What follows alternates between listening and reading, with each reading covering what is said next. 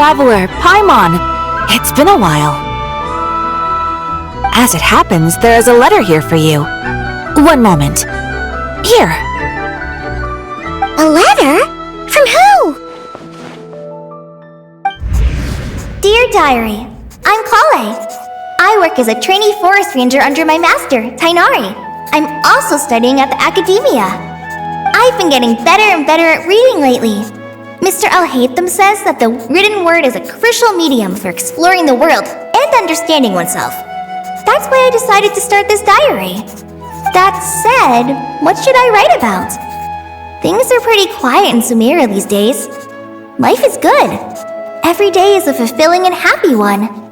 When I think back to the days when I suffered from Elazar, or way back to when I was injected with God remains, I'm in a much better place now. I hope it stays that way forever. I'll leave it there for now. Master said he'll take me shopping in Sumeru City today, which is great because I've been meaning to visit the toy seller at the Grand Bazaar for a while now. Kale, time to go. Yes, Master! Huh?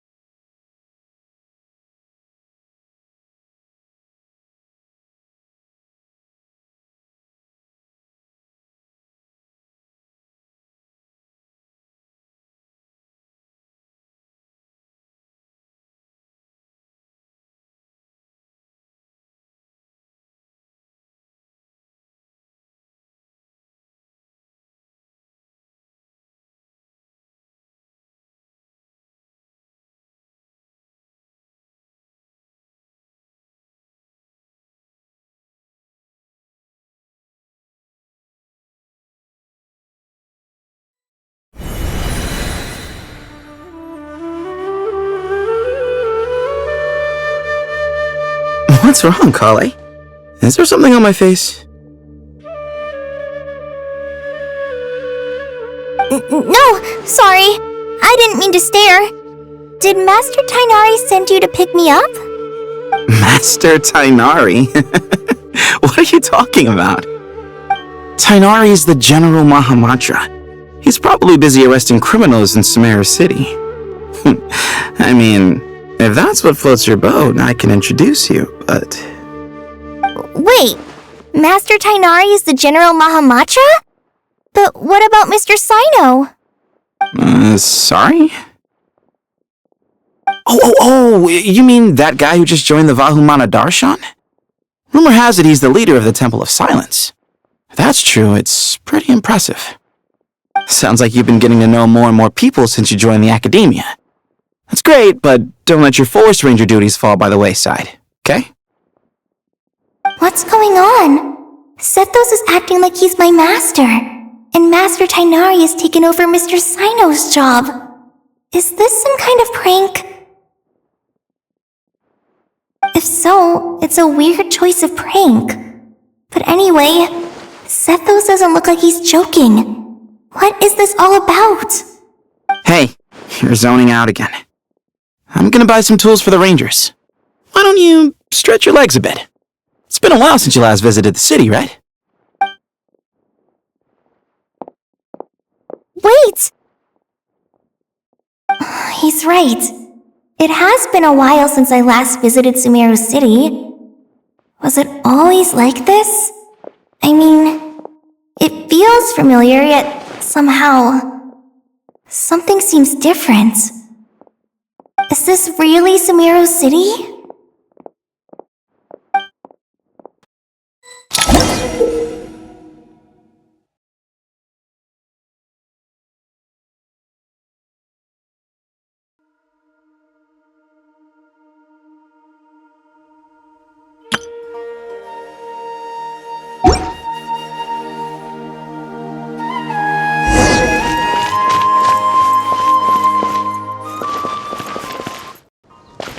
Hey, did you see who just... Would you like some fruit? How will It I takes ever courage save to money to maintain a buy that peaceful life, custom-made too. axe with...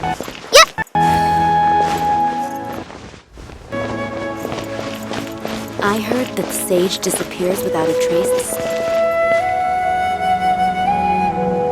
Lord Kabe Bay, did you get a chance to review this month's accounts?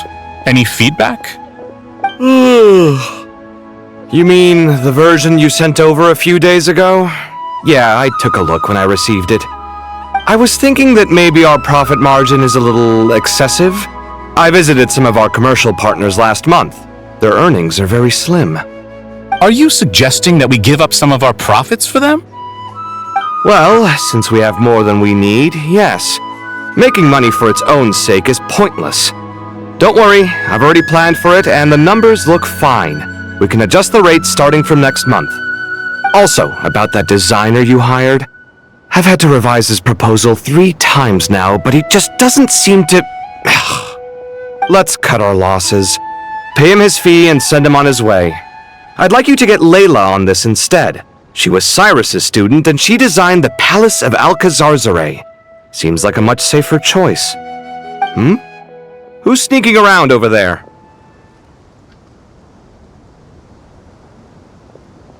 Mr. Kave? Do you recognize this person, sir? Yes, it's all right. We've met. This is Kale, Sethos' trainee. He brought her along the last time I went for drinks with him. What brings you to the city, Kale? Is your master here too? No, this is all wrong! Why is Mr. Kave saying that too? Tainari is my master, not Sethos! This can't be real. I have to ask someone else. There's gotta be someone else out there who still remembers the truth. Hey, wait! Don't run off! How strange. What's gotten into her today? It's like everyone switched places. I guess I'll keep looking around. I heard that the sage disappears without a trace as soon as he gets off. It's a little mysterious if you ask me.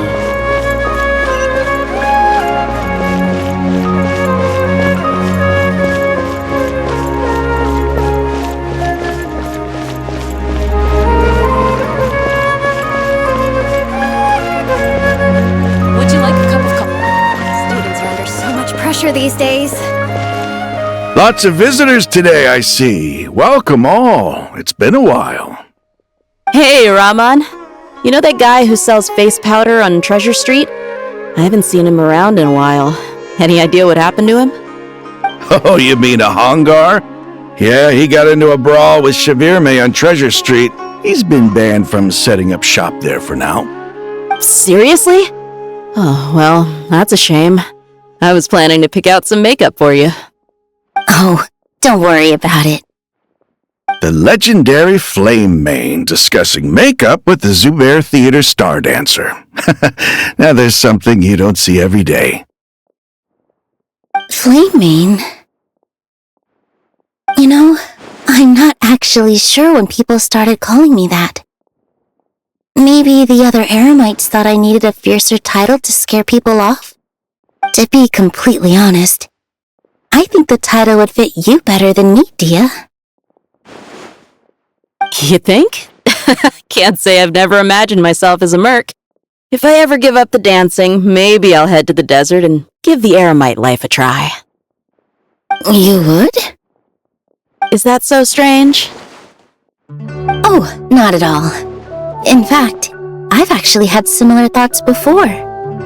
If I ever get tired of sleeping out in the wild, I think I might go look for a job at the Zubair Theater. I've adored the dance of Sub-Zeros ever since the first time I saw you perform it. If the chance ever came up, I'd love to try it out on stage for myself. Really? If our manager Sataria heard you say that, she'd hold you to it. Probably grab you by the sleeve and never let you go again. Hey, when that day comes, I'll do your makeup myself. How's that sound? Sure. If the day comes, I'd be honored.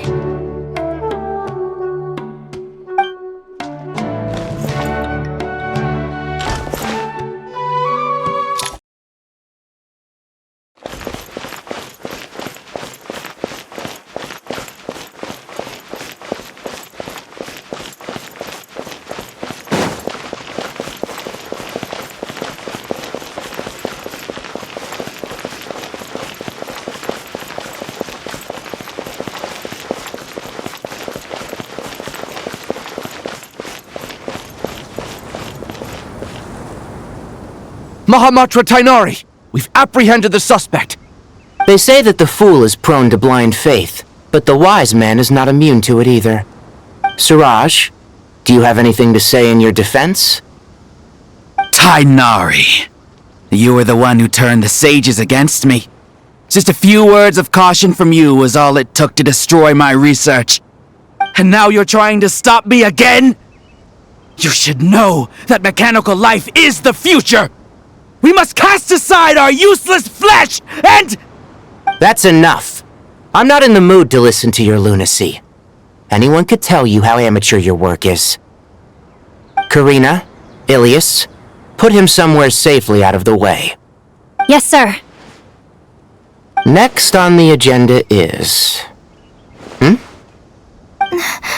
Master? What is it? Wait, did Professor Zahahati send you? She's been encouraging me to take on an apprentice. Might be getting a bit ahead of herself there, though. No, Master! It's me! Kale! Listen to me. Something really weird is going on in Sumeru City. It's like everyone's identities have switched around. You're not the General Mahamatra. You're a Forest Watcher. Just yesterday, we agreed to come to Sumeru City today to go shopping together and... Alright, there's no rush. Let's back up a little. Your name is Kale, correct? Although this is our first meeting, you do seem strangely familiar somehow. Is there anything I can help you with? No.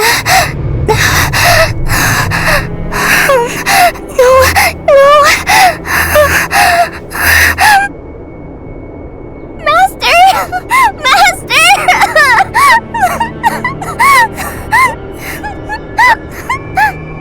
What is it?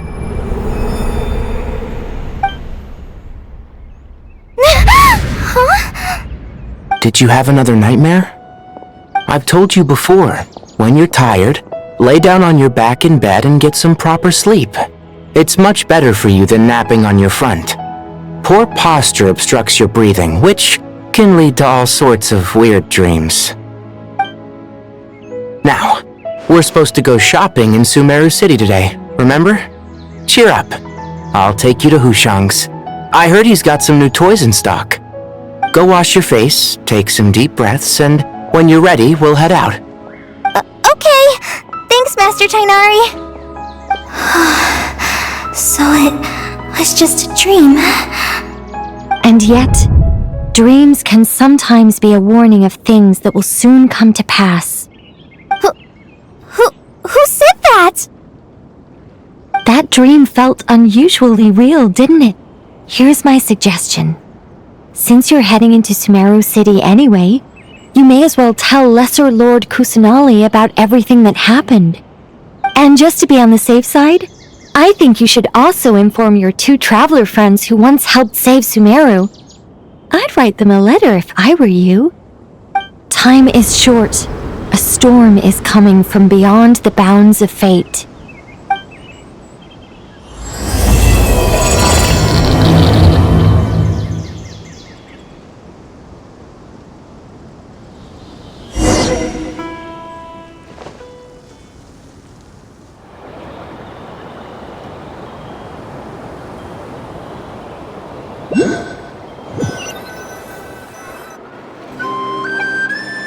Strange situation. No wonder Kali was in such a rush to write us a letter. Imagine waking up one day to find that everything around you has changed. You might not even recognize Paimon anymore. Oh, that's a scary thought. Let's get to Sumeru and find out what the heck is going on.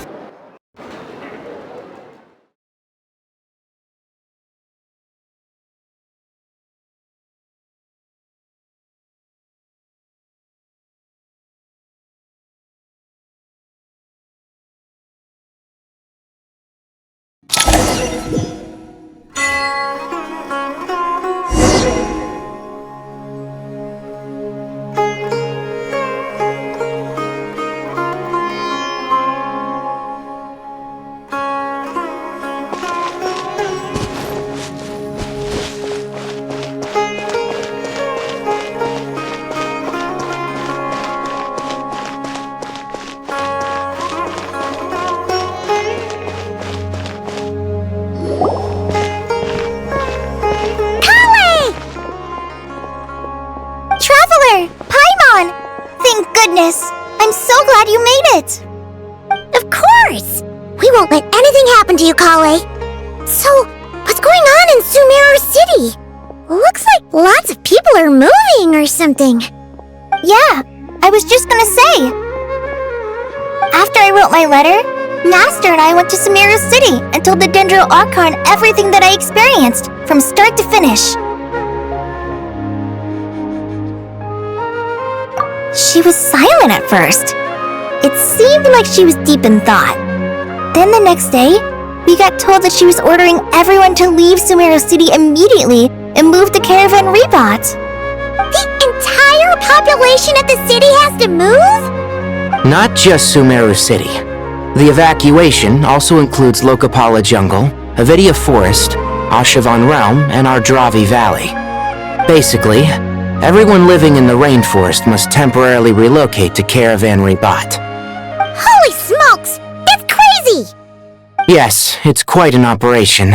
Even if people only bring the bare essentials, the scale is simply enormous. They've requisitioned almost all the Sumpter Beasts in Sumeru for the task, including the entirety of Dori's Sumpter Beast Park. The Dendro Archon said that what Kale experienced was not a dream, but a warning. After our meeting, she immediately summoned the 6 sages to analyze the situation and discuss countermeasures. They concluded that the events seen in the dream are very likely to become a reality, and that an unknown danger is rapidly approaching. Oh, please keep that to yourself. We don't want to cause widespread panic. The official reason they've given is a large-scale renovation of the rainforest ecosystem. People are skeptical, but there haven't been any major incidents. So far, at least. The Dendro Archon seemed really worried when we spoke to her. She said you can go visit her in the Sanctuary of Surasthana when you arrive. She also said she'd hold out until the very end. Tighnari? Kale? You got a minute? I need a hand here. One moment, I'll be right there. As a forest watcher, I've been tasked with assisting with the relocation work. There's a lot to be done, and they need all the help they can get. This will be the final group of evacuees from Sumeru City. While they're away from home, they'll be heavily reliant on outside help. Thank you for coming in our time of need. As you can see, another crisis is upon us. Excuse me, sorry to trouble you, but could you help an old man find his medicine? It's buried somewhere in my luggage. Where's my mom? Where did she go?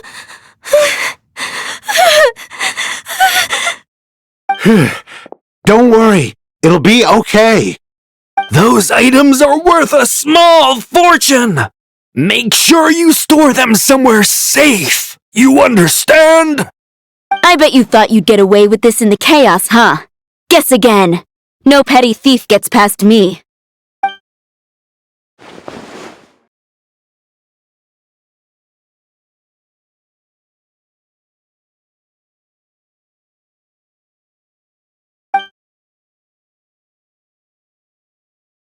We should go help the evacuees. See you around. I'm so glad that you believed me and came all this way to help. It means a lot. Please stay safe. Don't worry. We may not know exactly what's going on yet, but as long as we stick together, we'll find a way through this. Goodbye! Look after yourselves! Will do. See ya!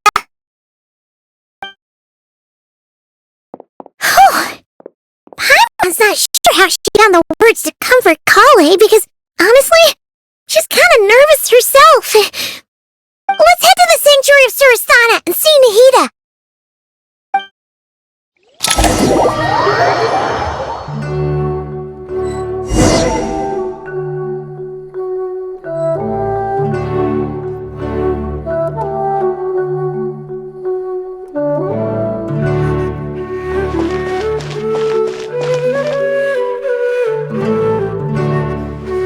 Who goes there? No unauthorized access to this place. By order of Mahamatra Sino. Are you blind? It's the Traveler and Paimon. Surely you've seen them before.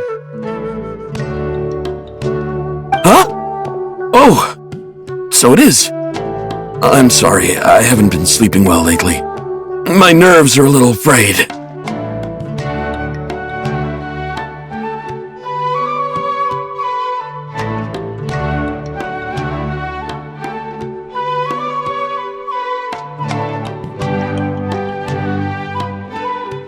The Dendro Archon is in a very vulnerable state at the moment.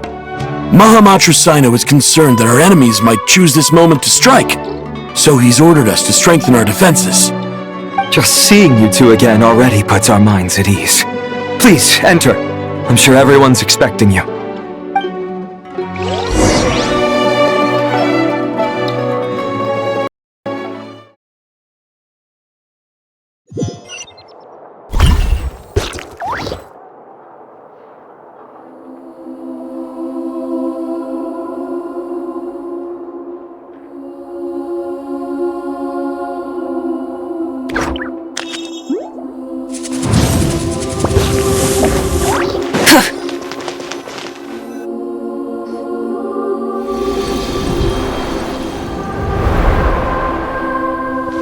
Traveler, Paimon, you made it. Aha! Perfect timing. Reliable helpers like you are just what we need right now. Oh, it's good to see everyone again. Kale gave us a rough idea of what's going on, but we still have a lot of questions. What kind of danger is Sumeru City in exactly? And how come everyone has to move to Caravan Rebot? At this stage, we can't be certain. We're investigating, but no definitive answers yet. I take it that Kale told you about her strange dream? Yeah. Apparently, everyone in Sumeru City was acting super weird. Even you guys. It was like you'd all switched places. That's right. Kale and Tighnari reported the situation to the Dendro Archon. She believes that it wasn't merely a dream, and that whatever it was has something to do with Irminsul. It's a reasonable inference.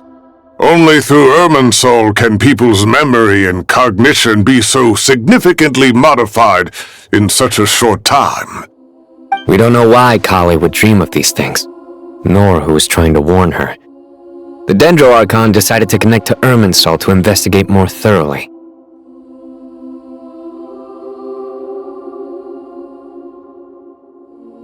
Irminsul is connected directly to the ley lines. The tree serves as a central hub where the ley lines converge, and its core function is to record and store the world's knowledge and memories. But something has gone awry, severely compromising the performance of this core function. Information is bottlenecking inside Irminsul, hampering the ley line's flow. If this continues, new information will languish unrecorded, with existing records thrown into disarray. In short, the souls of the dead will be stranded, while the living have their sense of reality warped. In the long run, Kale's dream could well become a reality.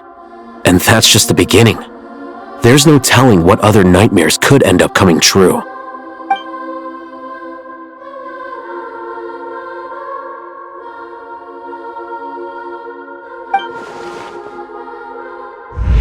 I have come this far, to use my death to open the gates of the ley lines to my people.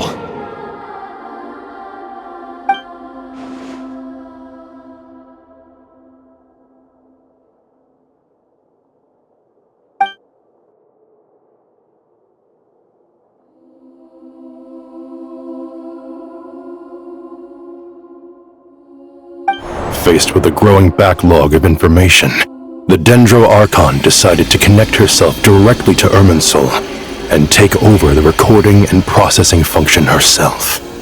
But it is an almost impossible task. Individual brains aren't equipped to deal with the sheer volume of knowledge and memories involved. All that information flooding in at once would instantly fry any human mind. And for a god, even for a god, the suffering must be unimaginable. The Dendro Archon's power originates from Irminsul. Any issue with the tree itself takes a toll on her to begin with. On top of that, she's subjecting herself to the grueling task of processing all that data. It must be torture for her. And despite all of this, she is somehow finding the strength to investigate the Irminsul situation from within and send us her findings. I finished analyzing the latest data. Looks like our working theory was wrong. There's no signs of Irminsul having been attacked from the outside. So it's internal then? Some sort of disease, perhaps? No. I've spent half my life studying the ley lines. If Irminsul malfunctioned this easily, the world would have met its end long ago.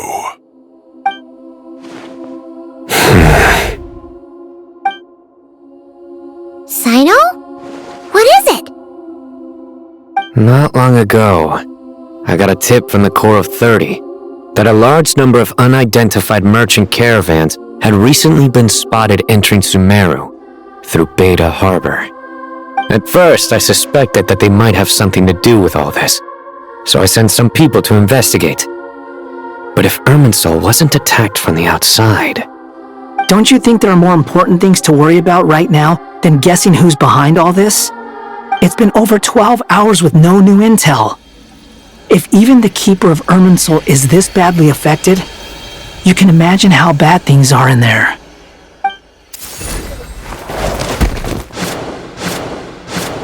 Dendro Archon!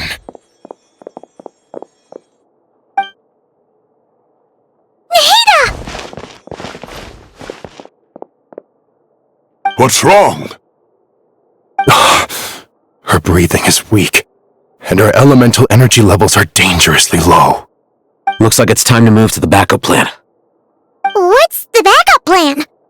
Get out of the city and take the Dendro Archon with us.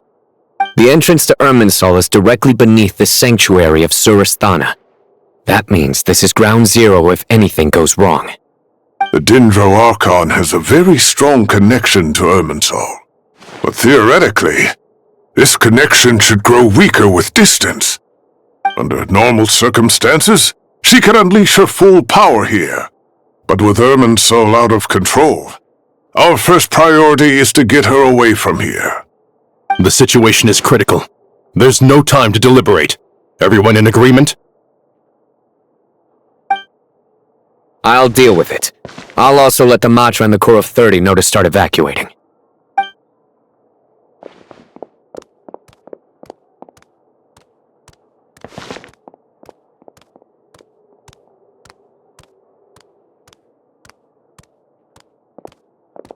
Let's go. No sense grieving when there's nothing more we can do. Agreed. We'll be back as soon as this is over.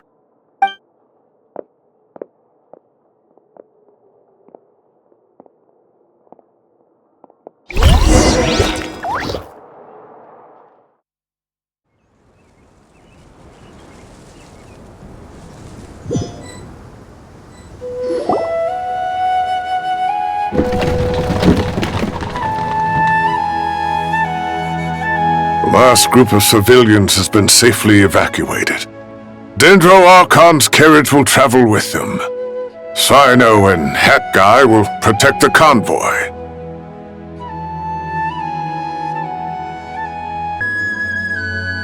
With the Dendro Archon in a coma, we've lost our means of investigating the situation.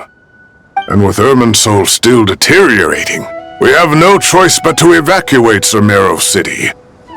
Feels as though we're being pushed along by an invisible hand. Stop moaning, Cyrus. We're the teachers here. We should be showing a little more confidence, don't you think? A wise judgment. Let's move out to Caravan Rebot.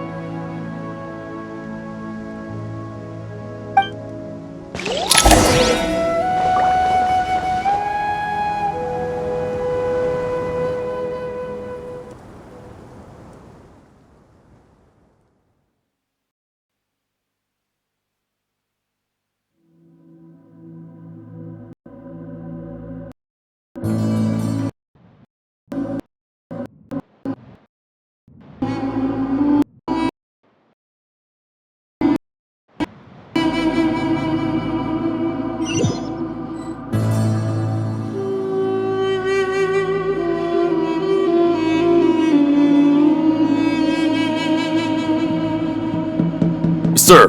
All units are in position. Good. Everything is going to plan. Interfering with Sumeru City is a necessary step, so do not hesitate. The Irminsul situation will not harm you. We need to speed things up here, too. We don't want to keep our client waiting, do we? No, sir. You have my word. Everything will be completed on schedule. They say that fervent ambition attracts the favor of the gods, and with it, a vision. But we appear to be the exception. So, is our ambition not strong enough? Or does it threaten the very foundations of this world?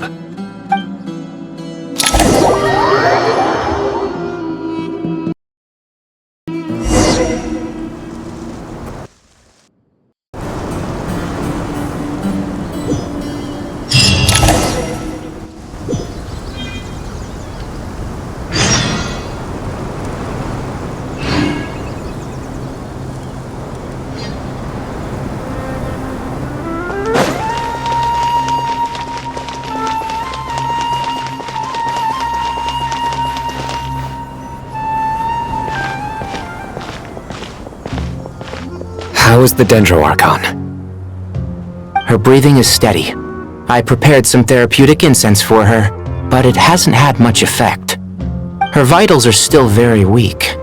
Based on the information you've provided, I have a working hypothesis. Her condition is partly due to Irminsul's influence, and partly due to a physiological imbalance caused by the rapid depletion of her power.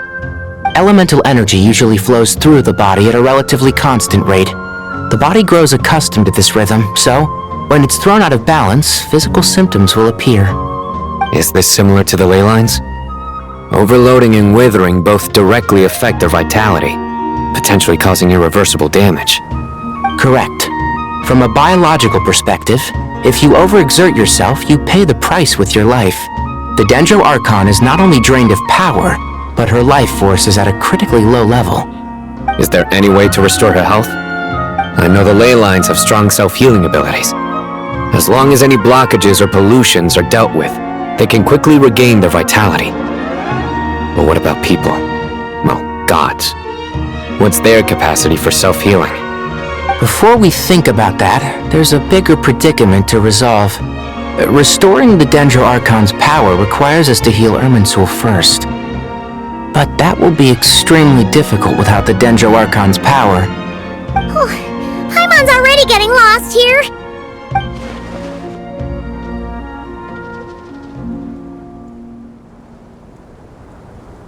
Master Tighnari and Cyno look so serious.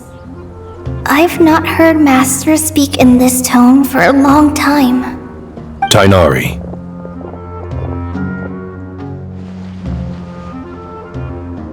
Master Nephis, sages.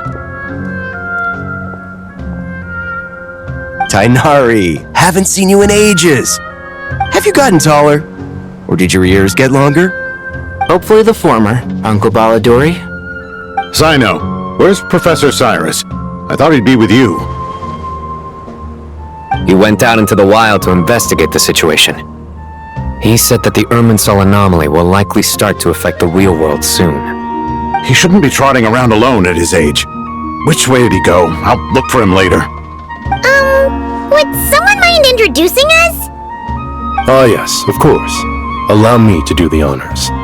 I'm sure we're all familiar with the Traveler and Paimon. They're the heroes who helped foil Azar's conspiracy and save Sumeru. These gentlemen and I are the 6 current sages of the Academia. Balduri and I are part of the Old Guard, while the other 4 took office after Azar and his clique fell from power. We have Sage Alkindi of the Spontamad Darshan, Sage Farnas of Kasharawar, Ritaoist Sage Shakir, and finally Harabatot Sage Rusht. Nice to meet you all! I've heard much about you. Delighted to finally meet you in person. You're younger than I imagined for someone with the power to stand up to fate itself. Thank you for lending your aid to Sumeru once more. Once we're on the other side of this, could we get a photo together? My daughter has a friend named Isak. He's always talking about you two. Of course! No true hero would deny a child their wish. Back to business.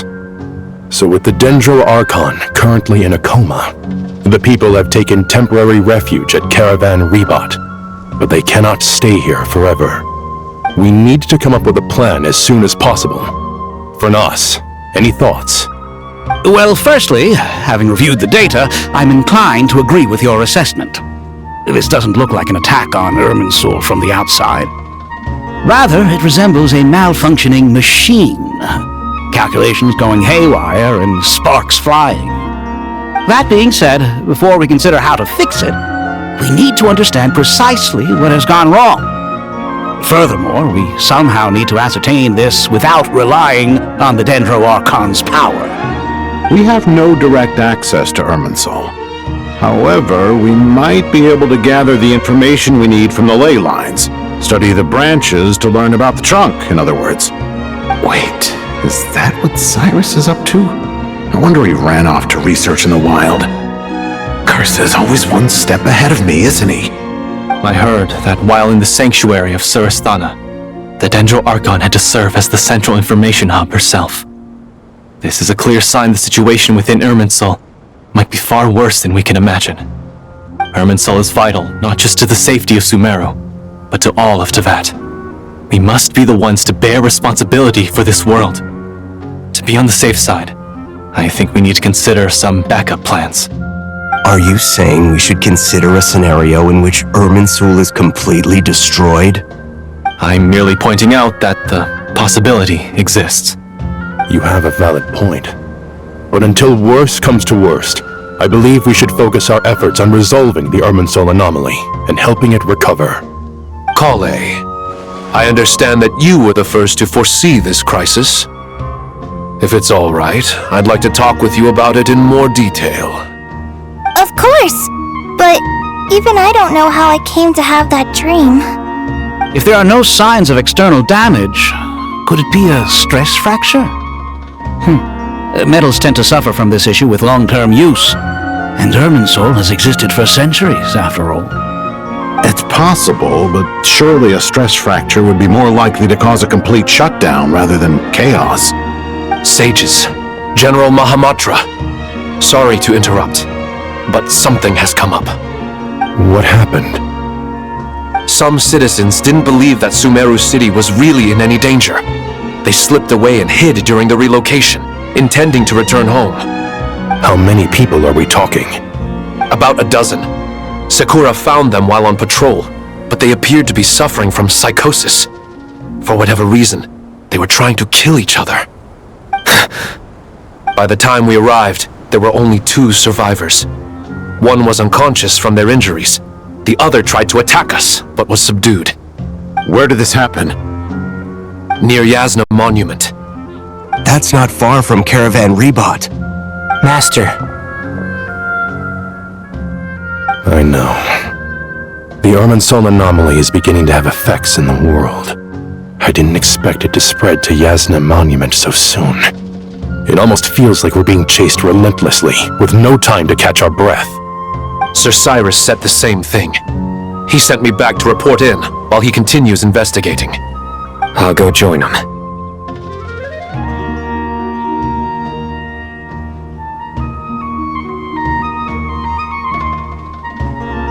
Count me in too. Don't let my age fool you, I can still fend for myself. Very well. Meanwhile, the rest of us will continue discussing our next steps. Get back soon. Take care of yourselves. It's getting dangerous out there.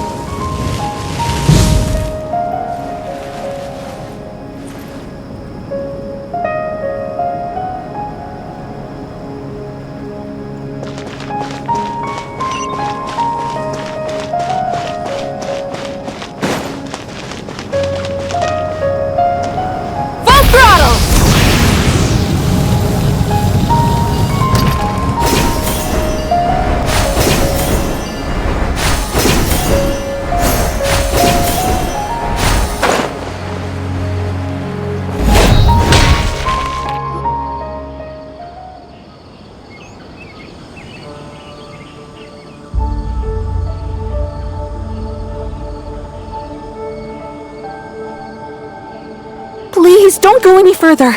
As you get closer to Sumeru City, there's no knowing what dangers you might encounter. So this is our mentally disturbed man? I'm going to gut you all!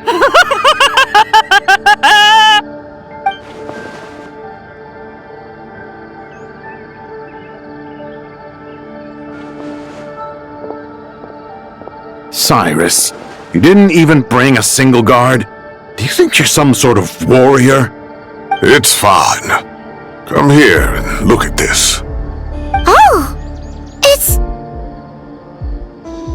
That's right. Flowers that bloom from openings in the ley lines, indicating some sort of anomaly. I don't believe I've ever seen a color like this before. Did you discover it nearby? Not just here. Way over there, too. They're everywhere. There's even more in that direction. How did you ascertain the situation further ahead? Didn't you just say that we can't go beyond this point? Yes. This area is relatively safe so far, but if you continue forward, delusions will start afflicting your mind. However, some vision-bearing mercenaries were able to maintain their sanity a little better. They're the ones who brought back news from further afield. Sino, do you remember the class I taught on dissecting ley line blossoms? I do, Professor. I received full marks in that course. Good. After all these years, it's time to put that knowledge into practice. There must be anomalous information hidden within these blossoms. Alkindi, I'll need your help as well. Been a while since we worked on a project together, hasn't it? Sure has. Well, what are we waiting for? Let's get to work. Anything we can do to help?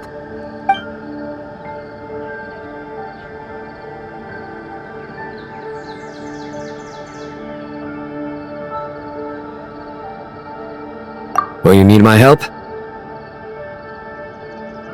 All right, well, don't go too far. There's too many unknowns at this stage.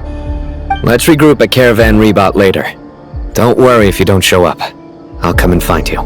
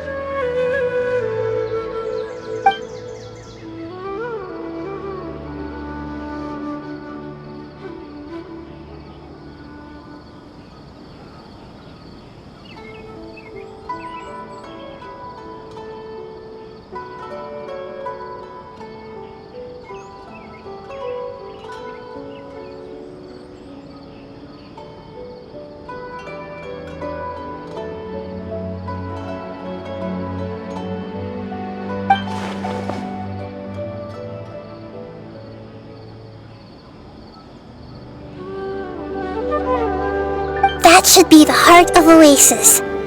All we need to do is light it with the fire seed, and it'll restore a pep with elemental power. The damage it suffered internally will also slowly begin to heal.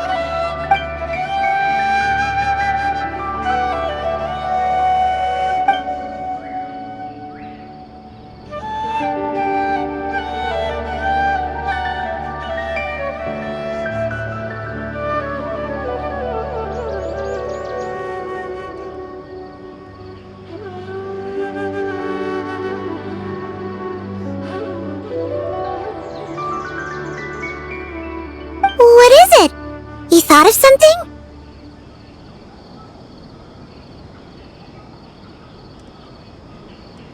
Really?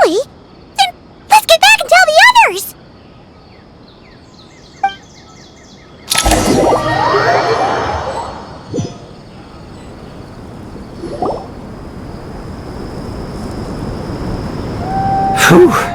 Glad to see you've returned safe and sound. Any longer and we would have gone out looking for you. Well, this is a nice surprise. Paimon sure feels better with everyone we know here.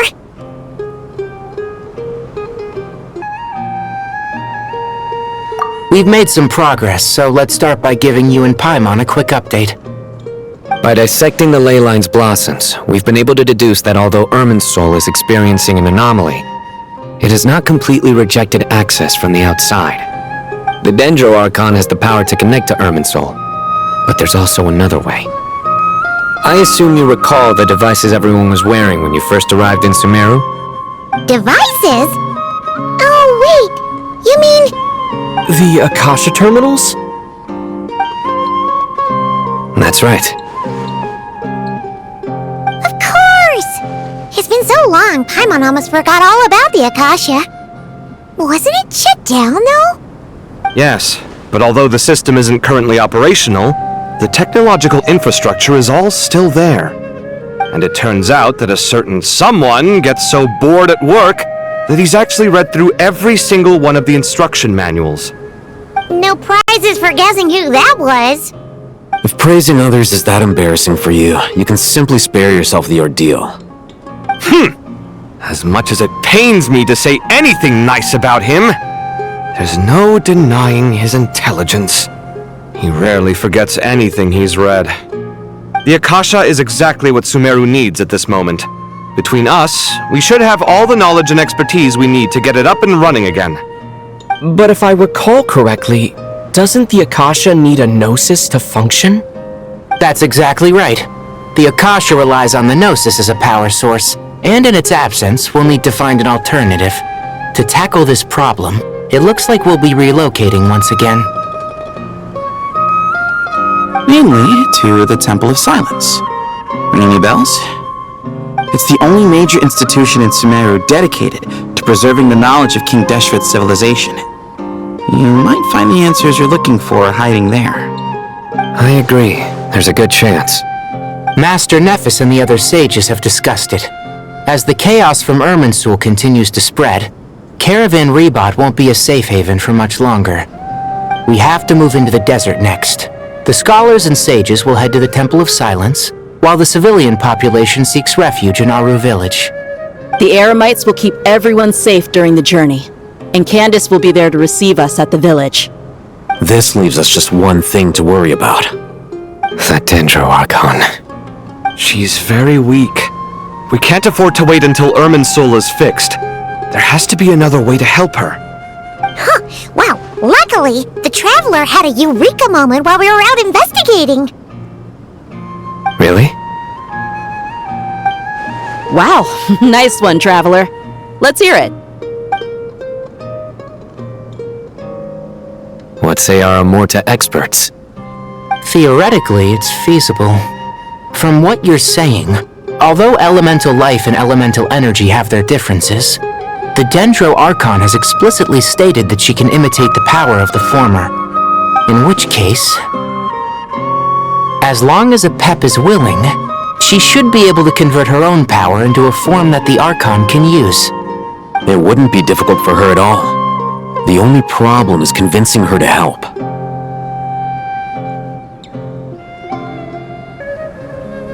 Yeah! Even though she wasn't exactly friendly the last time we met, she didn't refuse to talk with us. When she realizes the danger that Nahida is in, surely she won't turn a blind eye to it. Well, hopefully not. Either way, we're not exactly spoiled for choice here. Hey, it's better than having no options at all. I agree. Without Irminsul's aid, the legendary Dendro Dragon Apep may well be the only living thing in Sumeru who can help our Archon recover her power. There's no time to lose. I'll bring this proposal to Master right away. If he and the other sages agree, we'll split into 3 teams. The academics will go to the Temple of Silence to look for a solution to the Akasha problem. The Eremites will escort the civilians safely to Aru village, and the Traveler and Paimon will take the Dendro Archon to see Apep. There's still a long road ahead, and no knowing if we'll make it. But at least we have a direction now. I'll take it over floundering around in confusion. If there are no objections, then let's proceed. But before we adjourn, I would like to leave you all with some parting words. No matter the distance between us, there will always be an invisible force tying us together. May the bonds forged in the past shine bright like stars and open a new path before our feet. Huh. Is that from King of Invocations? No. This one's from King of Invocations, the sequel. What's the difference? The sequel's much cooler. Couldn't agree more. Well, it was very apropos. Once this is all over, I'll give everyone a copy of King of Invocations and the sequel to show my gratitude. Come on, let's get moving.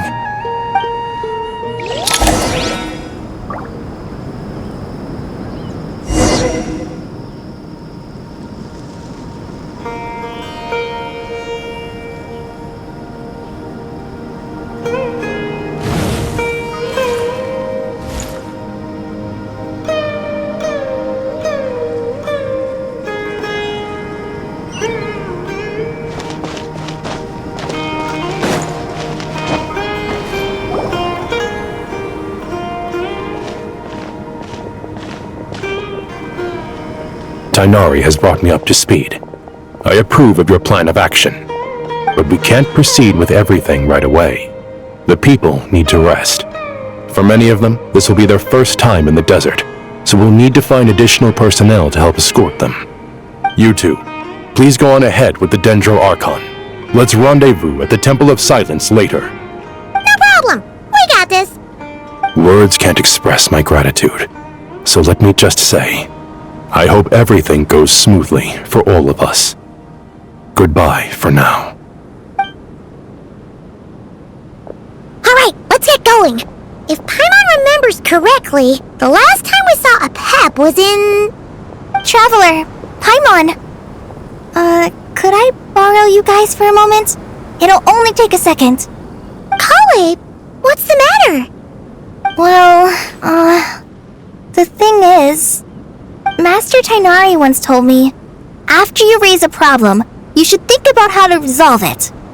But ever since I had that dream, I feel like I haven't been of any help at all. I tried my best to keep up with the conversation, but there was so much new information, I couldn't take it all in. So, I just wanted to ask, do you have any tips for me there? Paimon knows exactly how you feel. But fear not, everything you need to know is right here in Paimon's notes. Sumeru chapter! It's got tons of info about all the things we've seen and heard on our adventures. Some parts are a little simplified, but hopefully it all makes sense.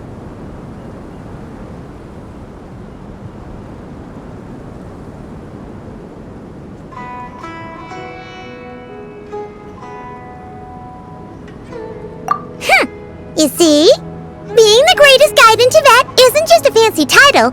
It takes a lot of hard work. Paimon doesn't always understand the things you're talking about with other people.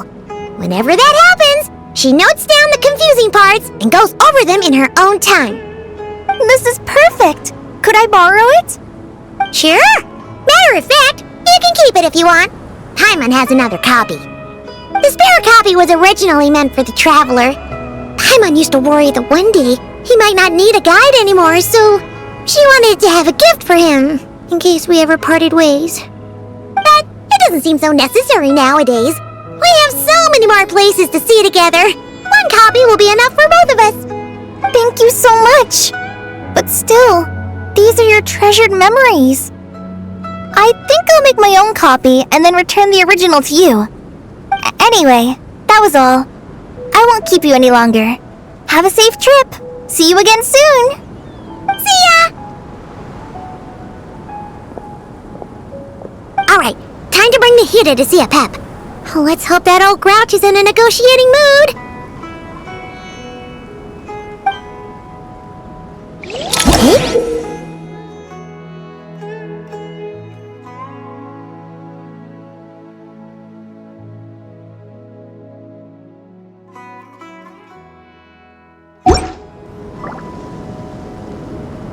Actually, never mind. In a pap-sized Nervalet's probably one of those dragons who's grown too close to humankind. It might end up fighting for all we know.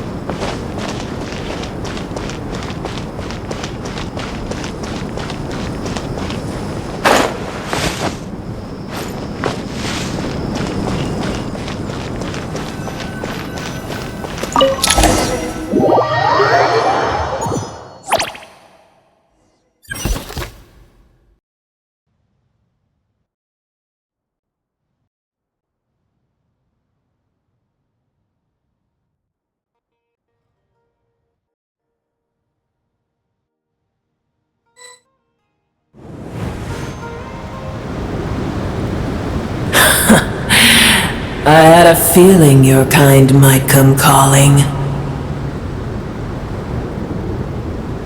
The ley lines are in disarray. Something has gone wrong with Irminsul, yes. Even from a great distance away, I can sense that Sumeru is headed for destruction. You who took our home from us, prepare to watch as your own world is plunged into oblivion. Oh, how the cycle of history comes to a poetic conclusion. This isn't a joke, Apep! Nahida's in grave danger! Can you please help her? Is she now? Then do explain. For what reason should I lend Boer my assistance?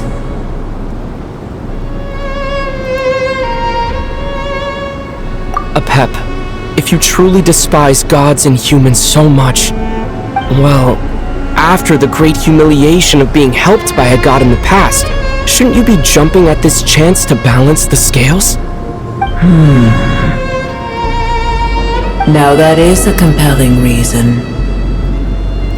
When El Ahmar plotted against me and I was tortured by forbidden knowledge, it was Boer who saved me from agony.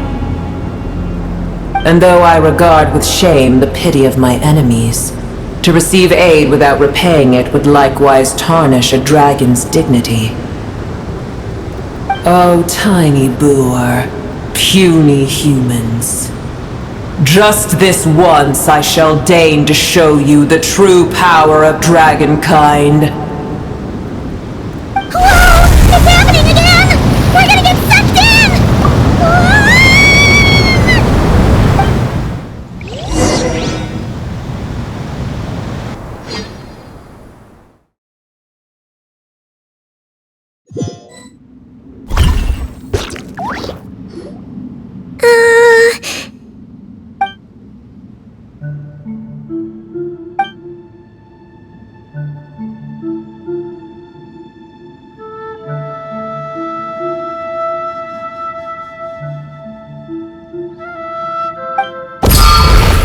It is done. The heart of Oasis is supplying her with life force as we speak. It shall not be long before she recovers. But I should warn you, Boer's existence is closely intertwined with Irminsul. Unless the issues plaguing it are resolved, she will never completely recover her former strength. Thank you!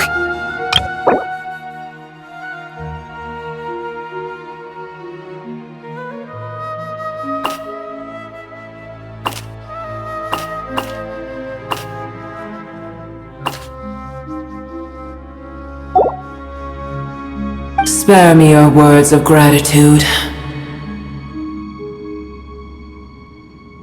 You may also spare me your feigned concern.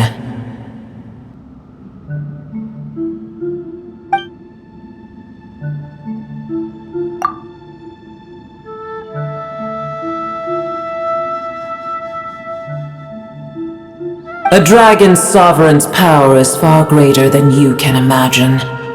While I was indeed weakened when the heart of Oasis ran dry, providing tiny Boer with a morsel of my life force shall have little consequence for me.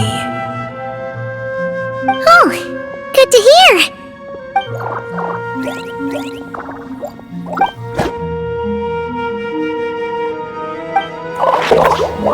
hear!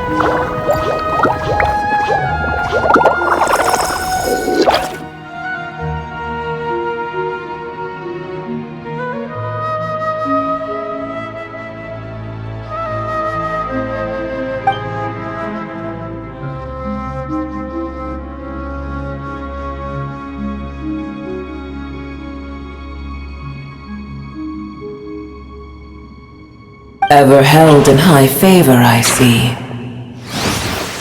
Oh, well, you know. The compliment was sincere. Simply accept it.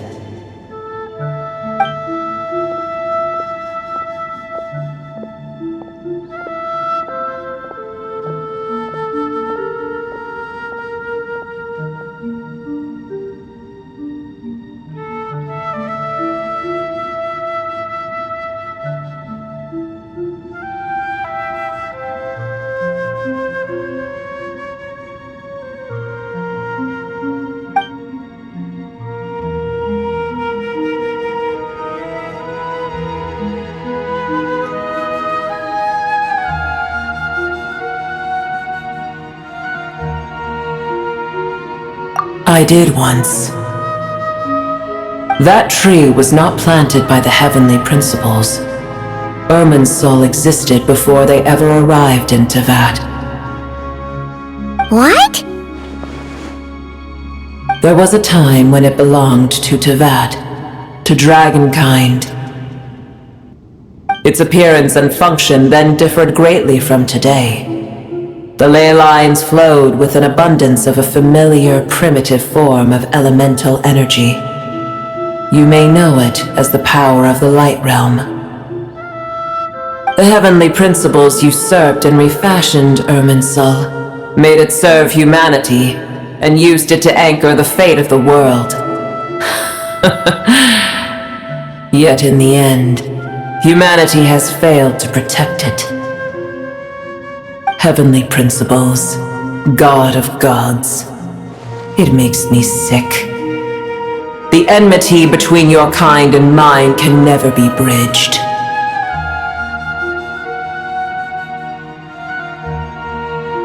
As things stand today, holding a grudge against you would serve no purpose. But there will come a day when we reclaim this world for ourselves. The opportunity will arise no matter how long we must wait. I can already sense that far away from here, the Hydro Dragon has wrested his authority from the hands of the usurpers. Though we have yet to meet, I know that we are both preparing for our revenge day and night. Uh-huh.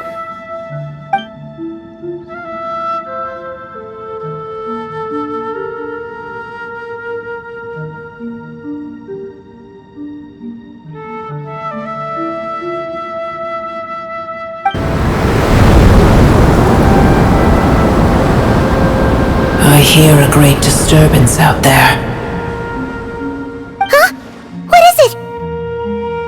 Sandstorms come. The Jinn. I see.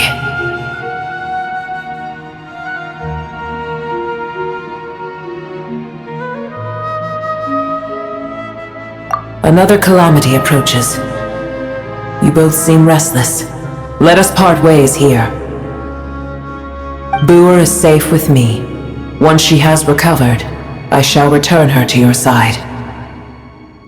Oh, thanks again. Take care, alright?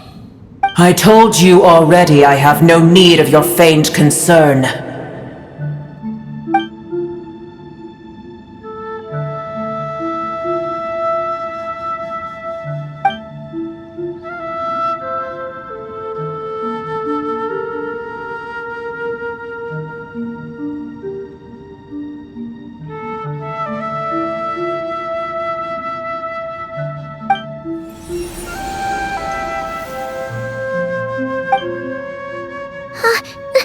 Nahida? You're awake! Are you okay? Cease your interrogation. Yes, she awoke for a brief moment, but she has now lost consciousness again. Take it. We shall talk more at another time.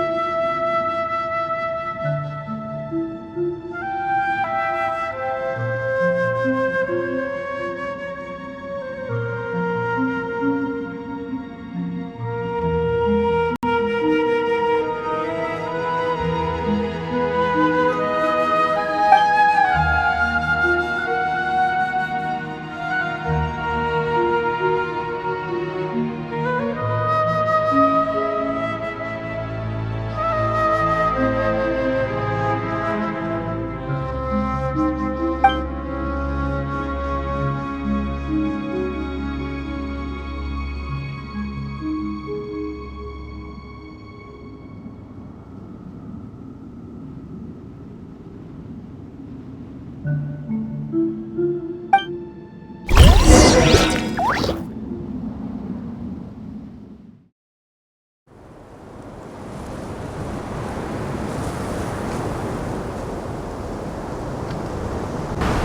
the heck are we? Did you just dump us in the middle of nowhere? Wait. No. Paimon remembers now. The Temple of Silence is over that way. Come on, let's go find the others.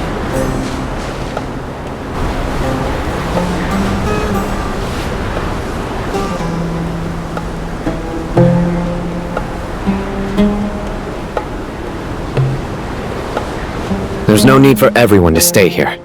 I'll protect the sages. The rest of you, return to Aru village. Yes, Mahamatra Sino.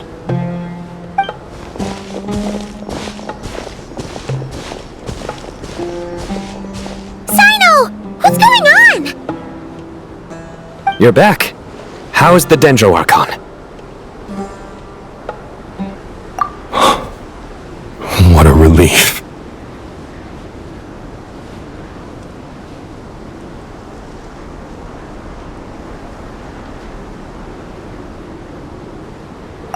It's the Jinn. Countless Jinn have stirred up violent sandstorms across the desert, blocking our path to the Temple of Silence. Tighnari and Kale have returned to Aru village to help. The Jinn are being highly aggressive, so both the village and the merchant caravans require protection. It's just one thing after another. Where did all of them come from anyway? In all my trips to the desert, I've never seen anything like this before. As I see it, the only possible candidate is Gurabad. Gurabad? Baladuri could explain in more detail if he were here. All I know is a rumor I've heard about from previous trips to the desert. Supposedly, a great number of dormant Jinn lie sealed beneath that city.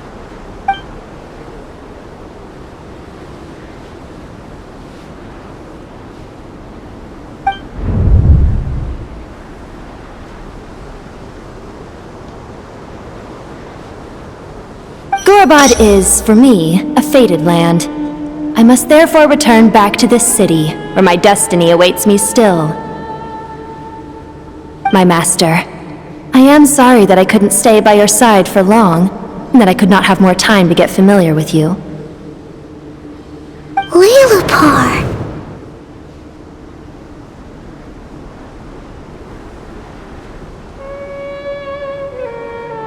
Yeah.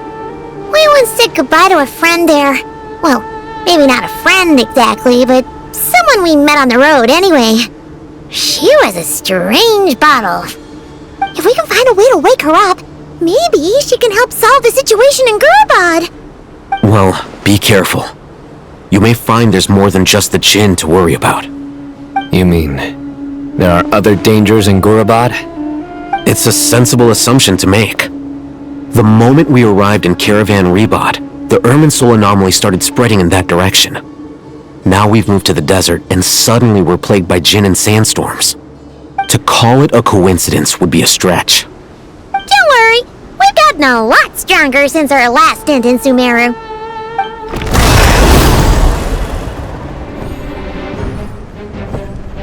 Ah! When did they show up? It appears the monsters native to the desert have been stirred by the Jinn's activity.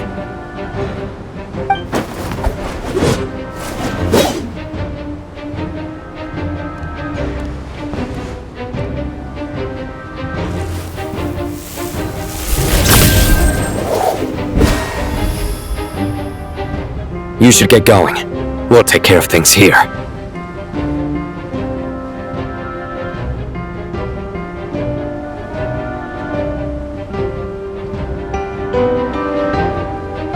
You too. Don't do anything too risky. You got it?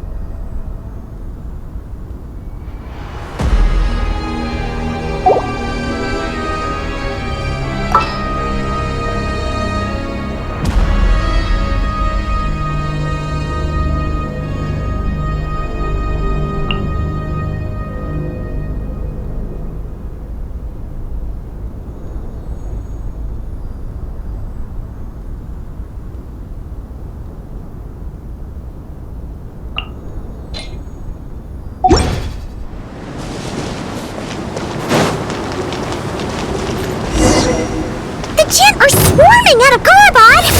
Looks like Awaken was right! Let's get inside and see what's going on!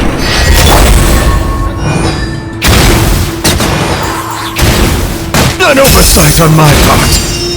The tide's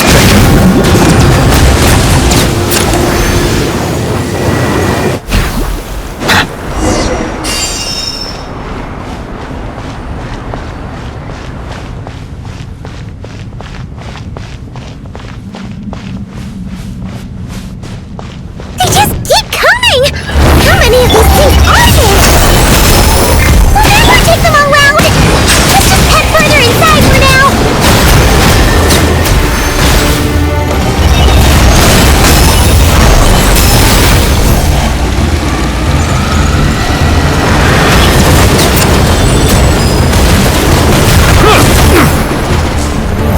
Everybody stand back!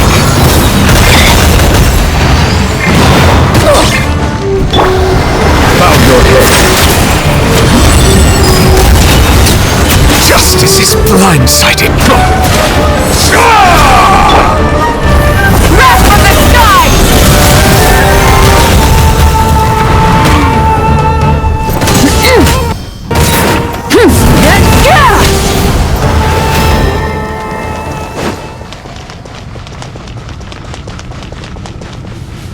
Target spotted! All units at the ready. That's a silly! They might be using this place as a stronghold! Are they the ones behind all this?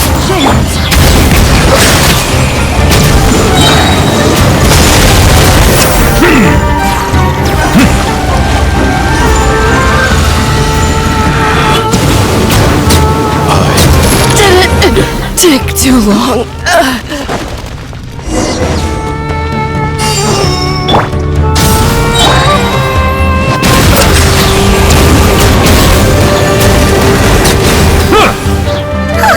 Fighting Jin with one hand and Patui with the other? This is pure chaos!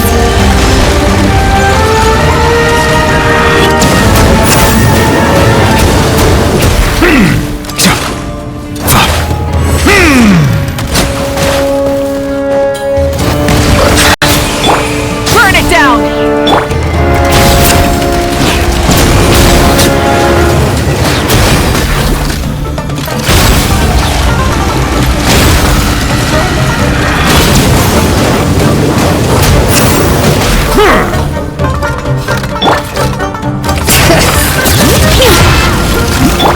Light it up! Settle down.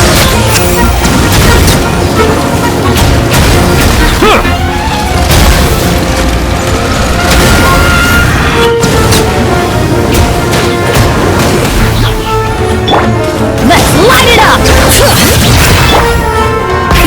Rev the engines!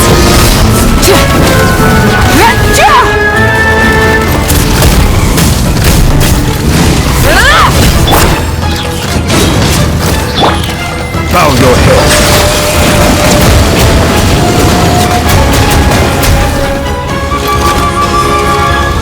Be sanctified. Pyroclastic surge!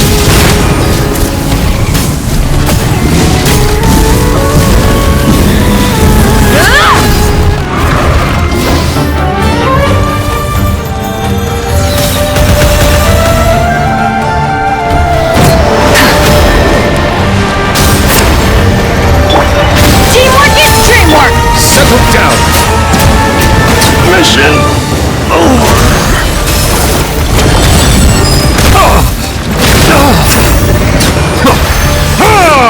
Get crushed!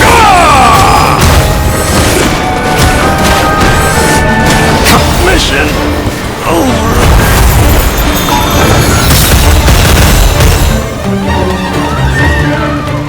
Silence! Justice is blindsided. Get crushed! Light of the blazing sun! Mission over. Mission over. Try and stop me! Get crushed! Mission Wrath from the sky!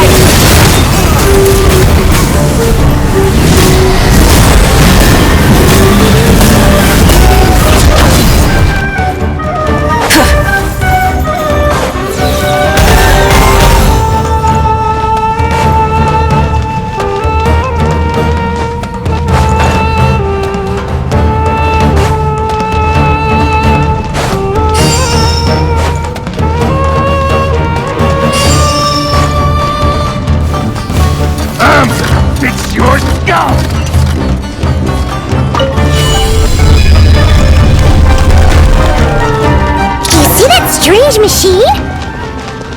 Paimon has a sneaking suspicion that that's the thing wrecking Gurabad and setting all those dangerous Jinn free! The target has reached the core zone! Requesting backup! Repeat!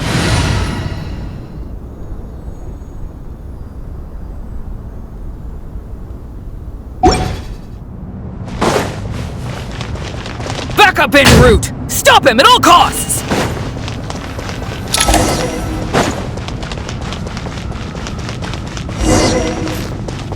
Careful! They're back again! Letting brave names echo! Settle down! I'm lost! Let the mighty be humbled! Nice one, Traveler! Let's keep going!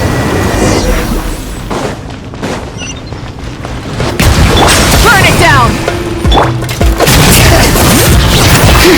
Hear the echoes of the valley! Teamwork is dreamwork! Pyroclastic surge!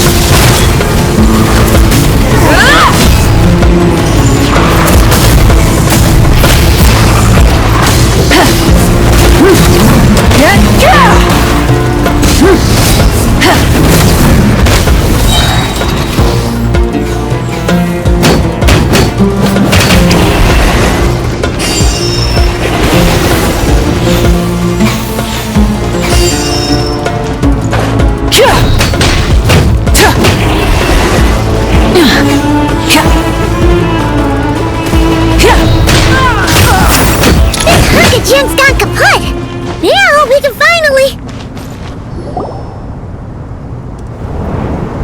It seems my subordinates failed to stop you in your tracks. Apologies, sir. There is no need to apologize. You did well to hold your ground against such a powerful adversary for as long as you did. I must commend your courage and perseverance. You're in charge here, huh? First the problems with Irminsul, now this mess in Gurabad? Are you the ones responsible for all this? I'm afraid I cannot answer that. I assume you aren't naive enough to expect answers from an enemy. Oh, this guy is so snooty! However you want to spin it, you're clearly involved in this somehow. So you can either start talking, or we'll have to make you talk. Traveler? What's wrong?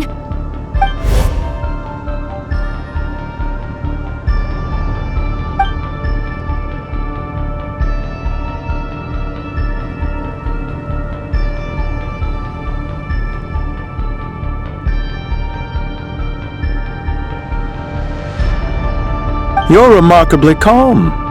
Some would act more rashly upon finding the ringleader all alone, but you keep your cool.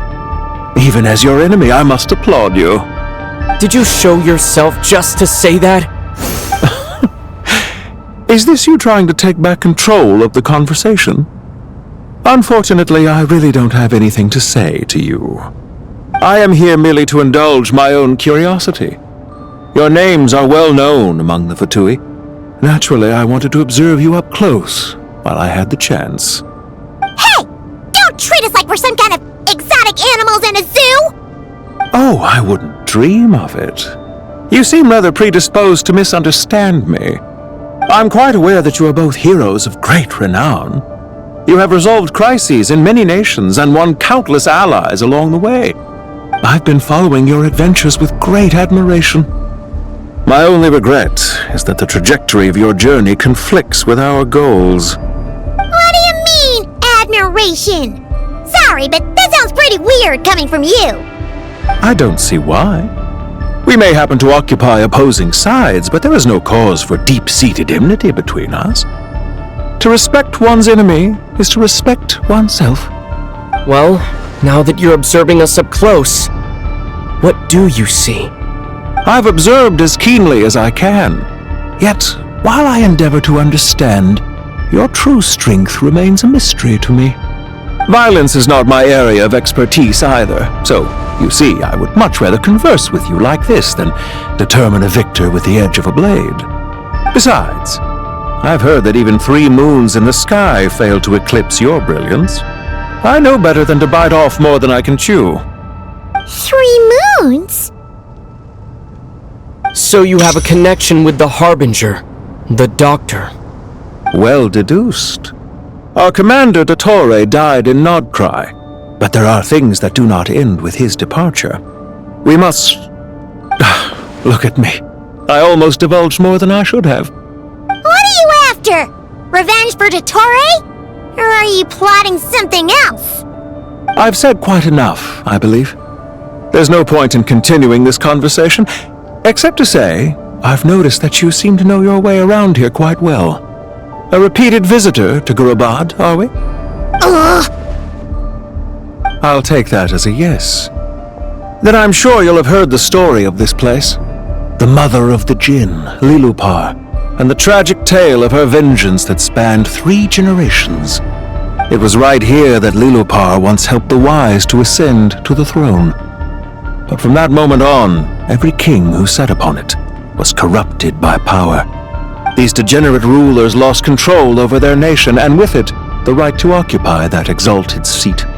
What are you trying to say?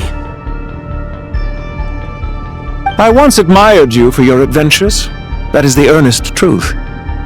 But it appears to me that your journey serves ultimately to uphold the rules of this world. Are these rules truly just? Does the heavenly principles rule with wisdom or folly? And how can we be sure that the 7 who wield authority over the world will not be corrupted? Do you seriously think you're gonna convince us of anything? Convince you? I'm sure my commander already tried that. Why would I waste my breath doing the same? If a few words from a stranger were enough to make someone completely change their stance, it would only prove that they never had a firm will to begin with. I am merely stating my position, so that we might understand each other better. One's enemy in the present may not necessarily be an enemy for life. As for what game I'm playing here, I'm simply buying some time. But now I must bid you farewell.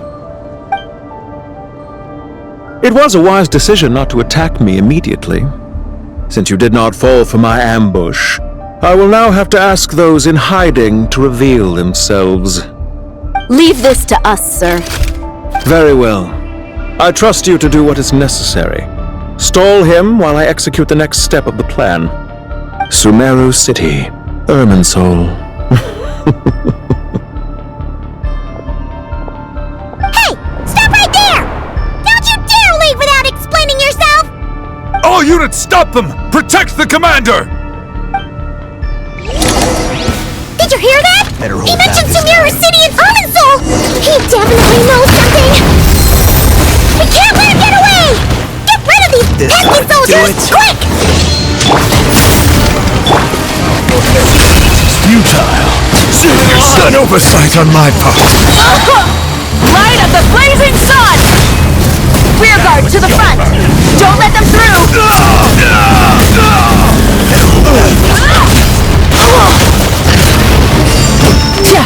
Get that thing in position!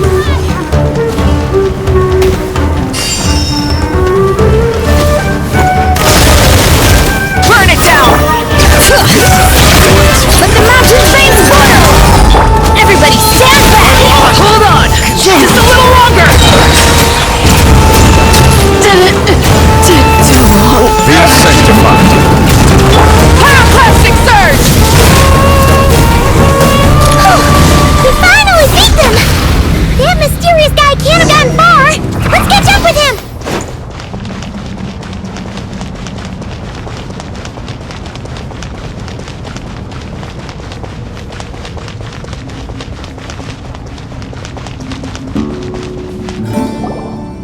Found him! Over here! You're very persistent. Hey, you! Stop running and explain yourself! What are you trying to...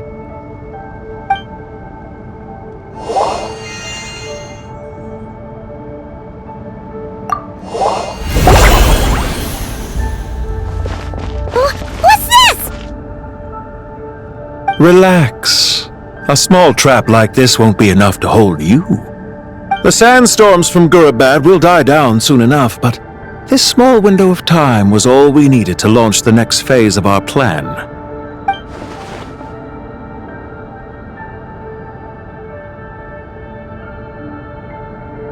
Don't be discouraged. I knew that someone would come here eventually, so I planned ahead. Where to chat with you, which door to exit from, even which mechanism to wait by for you. I thought through every detail. You, meanwhile, know nothing of who I am. So far, you've only heard my voice, and for all you know, it may not even be real. But not to worry. This is only our first meeting. It shan't be our last. Just answer me one last question. Why do you continue to follow Dottore? He has conducted countless cruel experiments, even on his subordinates. Follow isn't quite the right word. Let's just say even those you see as villains have their friends, even if they aren't the most sincere of friendships. When any set of rules is established, there will be those who benefit and those who lose out. People will do anything to justify what they have gained, or escape from the hardship imposed upon them. Neither he nor I are tolerated by the rules of this world. We were both searching for a new order. Our ideas of the final form that should take may have differed, but our journeys took a shared path. Goodbye, Traveler and Paimon. I wish you a timely escape, albeit not too soon. I will need a little more time to prepare, after all. Hey! Come back! Wait, this dark wall. We've seen these on our adventures before. It swallows people up! Oh, I'm sorry. She shouldn't have jumped the gun!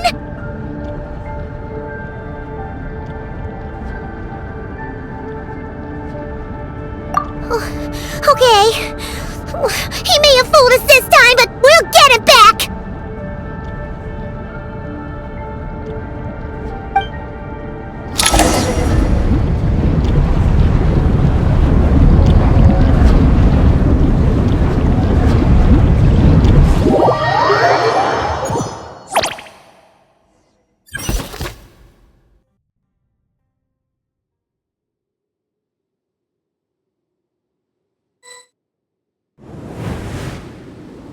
Sino and his team are guarding the north. We'll take this side. There's so many Jin! We can't let them get into Aru Village! Don't fret. I am well prepared for this situation. Huh. So you have a solution? Perhaps you're unaware that I have a trusty genie partner of my own, Plumpy. If I send her to negotiate with the others, this whole thing will be resolved before you can say Mora. Off you go, Plumpy!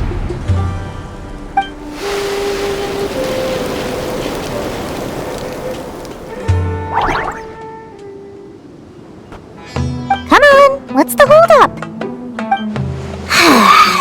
5,000 Mora. 20,000 Mora.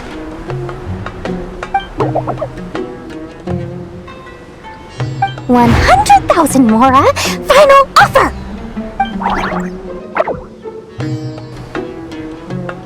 Ah, so she's a hired partner.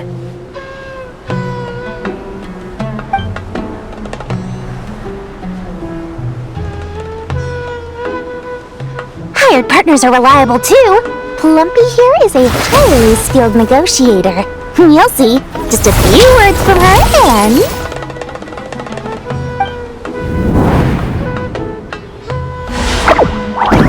Plumpy! Don't you Jin have any respect for the rules? This was supposed to be a negotiation! How dare you treat my messenger like this? You wanna play rough? Two can play at that game!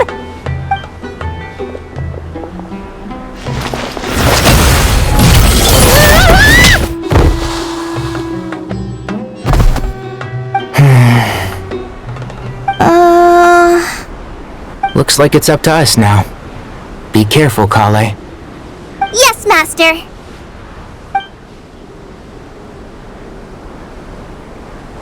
What happened? How did I pass out? Never mind. Plumpy, it's time for revenge. You know, this reminds me of when you first arrived in Avidia Forest. You were trying to help a child retrieve a lost toy when you stumbled upon Spino Crocodile territory by mistake. remember. Our first time fighting side by side. Fighting side by side? I seem to recall swooping in to rescue you with a team of forest rangers. Please stop.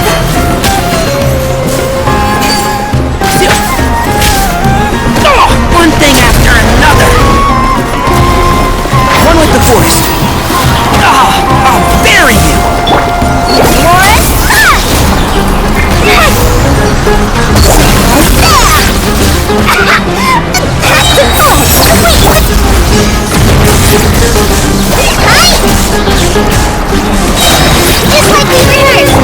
I'll uproot you!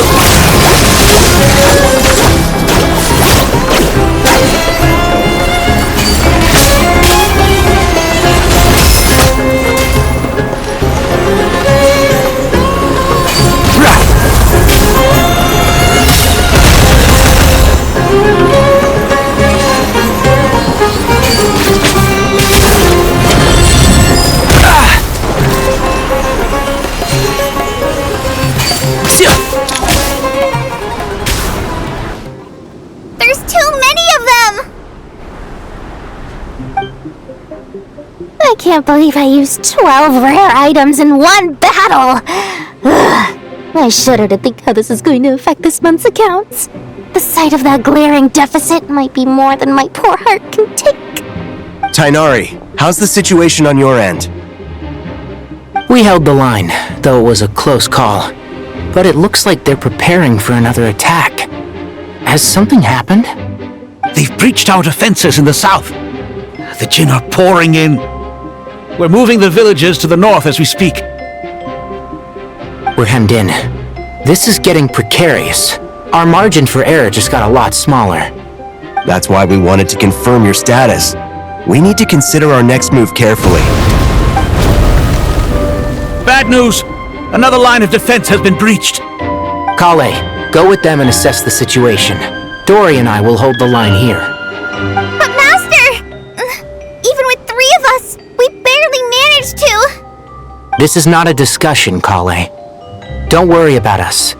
She clearly still has plenty of tricks left up her sleeve. Wait! You can't pin all your hopes on me!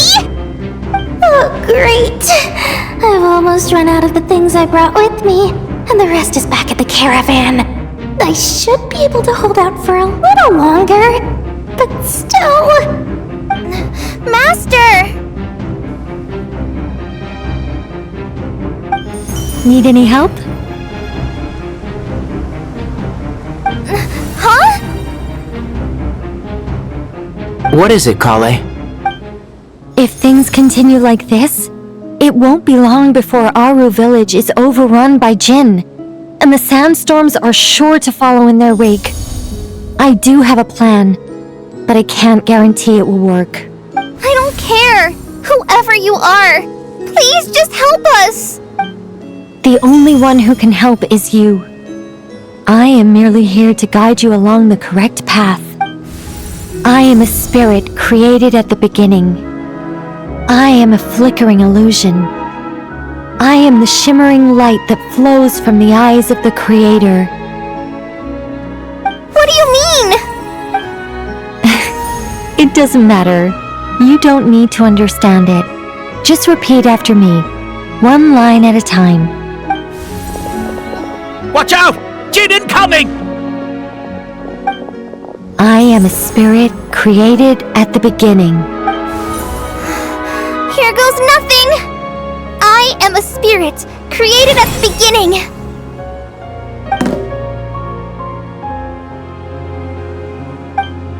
I am a flickering illusion.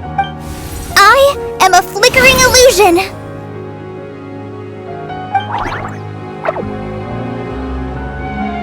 What's wrong, Plumpy? I've never seen you so agitated before. That's... But how do you... Do you know what Kale is reciting? I am the shimmering light that flows from the eyes of the Creator.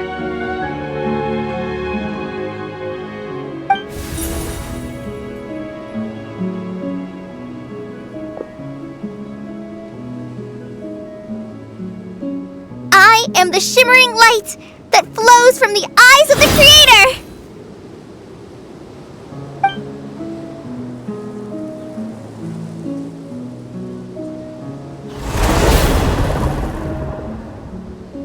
It's a song composed by the goddess of flowers, but very few records of it remain, even in historical texts. All we have is a few fragments. Is Kale an avid historian? Not to my knowledge. The Jinn have actually quieted down. Although... no, it's more than that. It looks like they're showing... submission. Clearly the songs left by the goddess of flowers have a soothing effect on them. At the very least, they're much calmer now. Really? Let me try. I am a spirit created at the beginning.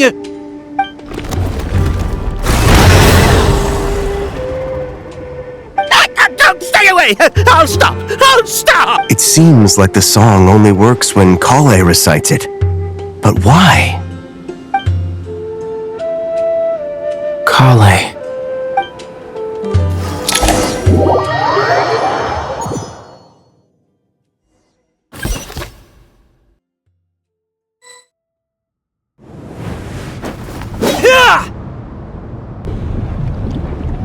Any luck?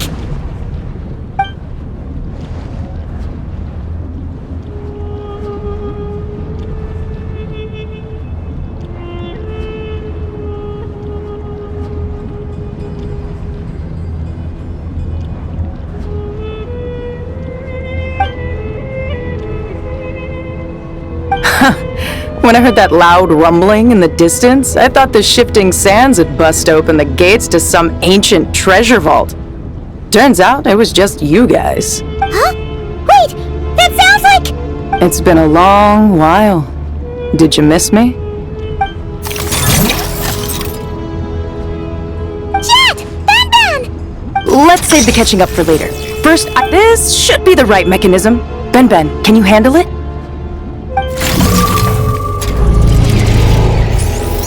There we go. Come on, let's leave this place.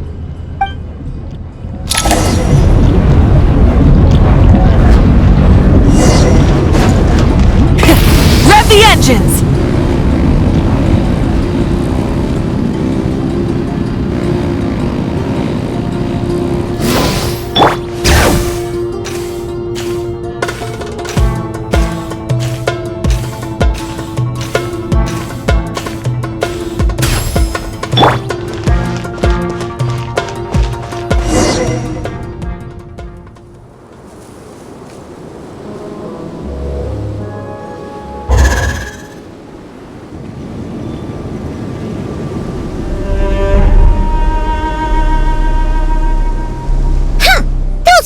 Sure made themselves scarce. It's like they were never here. The Fatui? They came to the desert again? Yep. No idea what they're planning this time. They were being very coy about it. How have you been, Jet? Well, since we last met, I've started my own band of mercs. We've actually made quite a name for ourselves. Oh, yeah. On a slightly different note, I have some good news. I finally took care of Myriad. Not much to write home about. It was just another day. Found his hideout. Dragged him out of his cozy little bed. He tried to talk me into seeing his point of view, as usual. But I'm way past that by now. There was nothing he could say to save his life. What about you guys? Bet you'd forgotten all about me and Ben, huh? Of course not! We're super duper best friends! Wow. Sounds like I should make time to visit some other nations too. Anyway, what brings you to Gurabat? Oh, right. Paimon almost forgot. We're here to look for Lilupar. Oh, that bottle? Yeah! We need her power to calm the Jinn and stop the sandstorms. Here's hoping we actually manage to find her, after all the trouble we've been through. Surely, with everything's been going on in Gurabat, she must have woken up, right? Only one way to find out.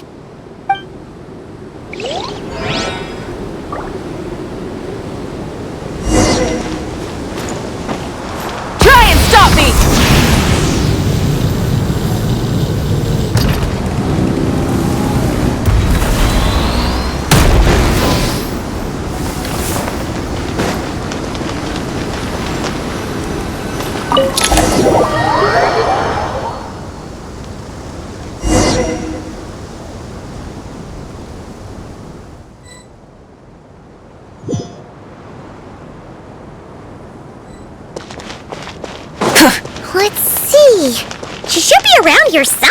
Aha! Found her!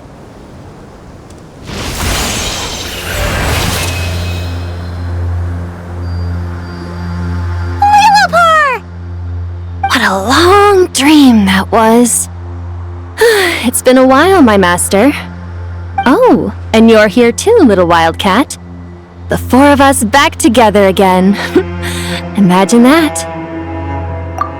In truth, it was at first. I was none too pleased when those miscreants barged in. But it did give me the chance to reunite with you, dear master, so I shall overlook their folly. After we last parted ways, I merged with the land beneath Gurabad to suppress the dark calamity stirring in the depths. It rekindled the flame of vengeance within the Jinn, depriving Gurabad of any hope of peace. I fought against it for a long, long time, until one day I sensed a change in a foreign land to the west. Suddenly, the pitch-black abyss fell silent.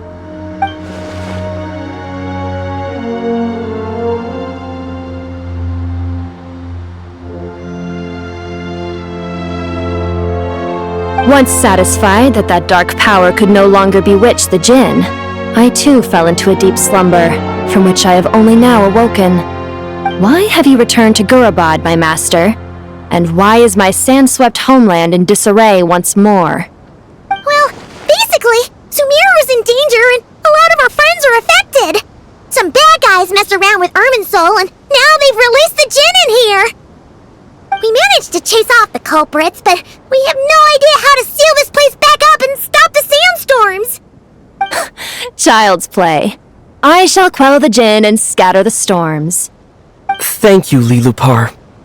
No need to thank me, my master.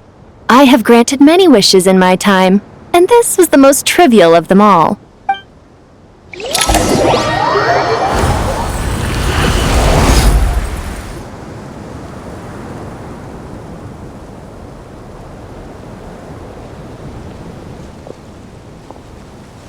The sandstorm's gone. The sun shines bright again. When I said that we'd meet again under a lovelier sun, this was exactly how I imagined it. Yay! Although, honestly, Paimon would love to hang out with you more, even if the weather sucked. Well, there shouldn't be any more Jinn breaking out, right? Are we okay to head back? Sounds good. You can introduce us to your other friends. Another adventure begins. Lovely.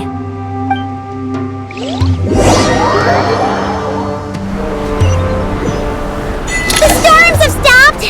We should be able to get to the Temple of Silence without any problems now. Time to regroup!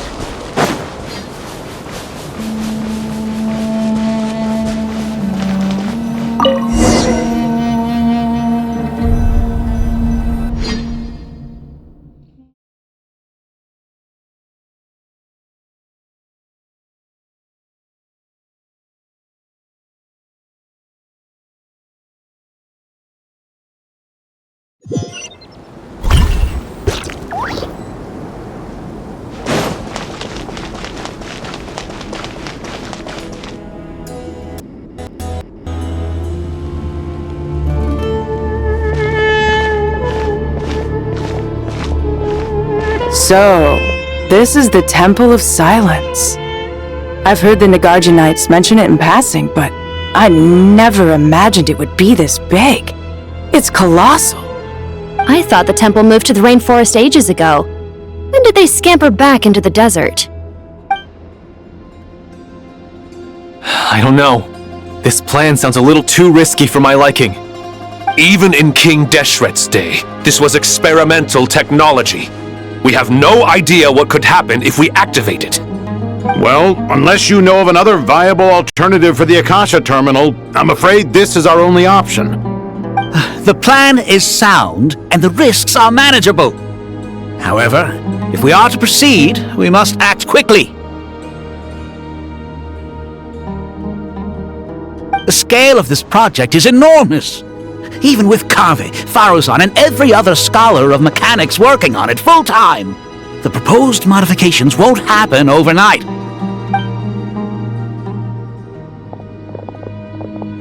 You're back. Everything all right?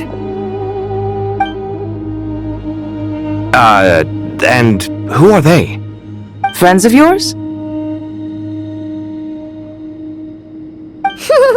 Pretty much everyone in the Temple of Silence is. This guy's Kaveh, and the one next to him is Alhaitham. Hello, I'm Jet, and this is Lilupar. Oh, a famous name from the history books. Pleased to meet you. A friend of a friend is a friend of mine, as they say. Who's they? Huh? Do people not say that? Not in the desert. Friends you can trust, but friends of friends? Gotta keep an eye on them. Still, I do trust the Traveler's judgment. I'm sure you're good people. The sandstorms have calmed down. I take it the Gurabad problem is resolved? What did you find?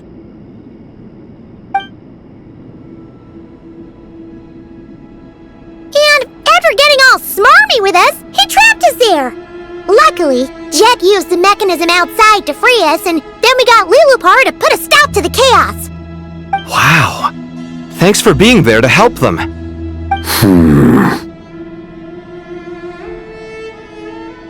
So, this mystery man openly admitted that he was merely a Harbinger subordinate. Yeah? Is there something weird about that?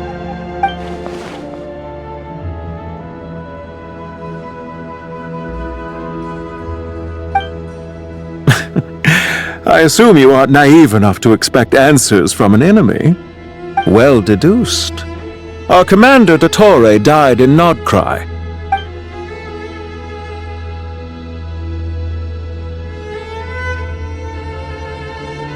Are you wondering about his true identity? Or do you think there's a big conspiracy behind all this? I wouldn't go as far as to call it a conspiracy.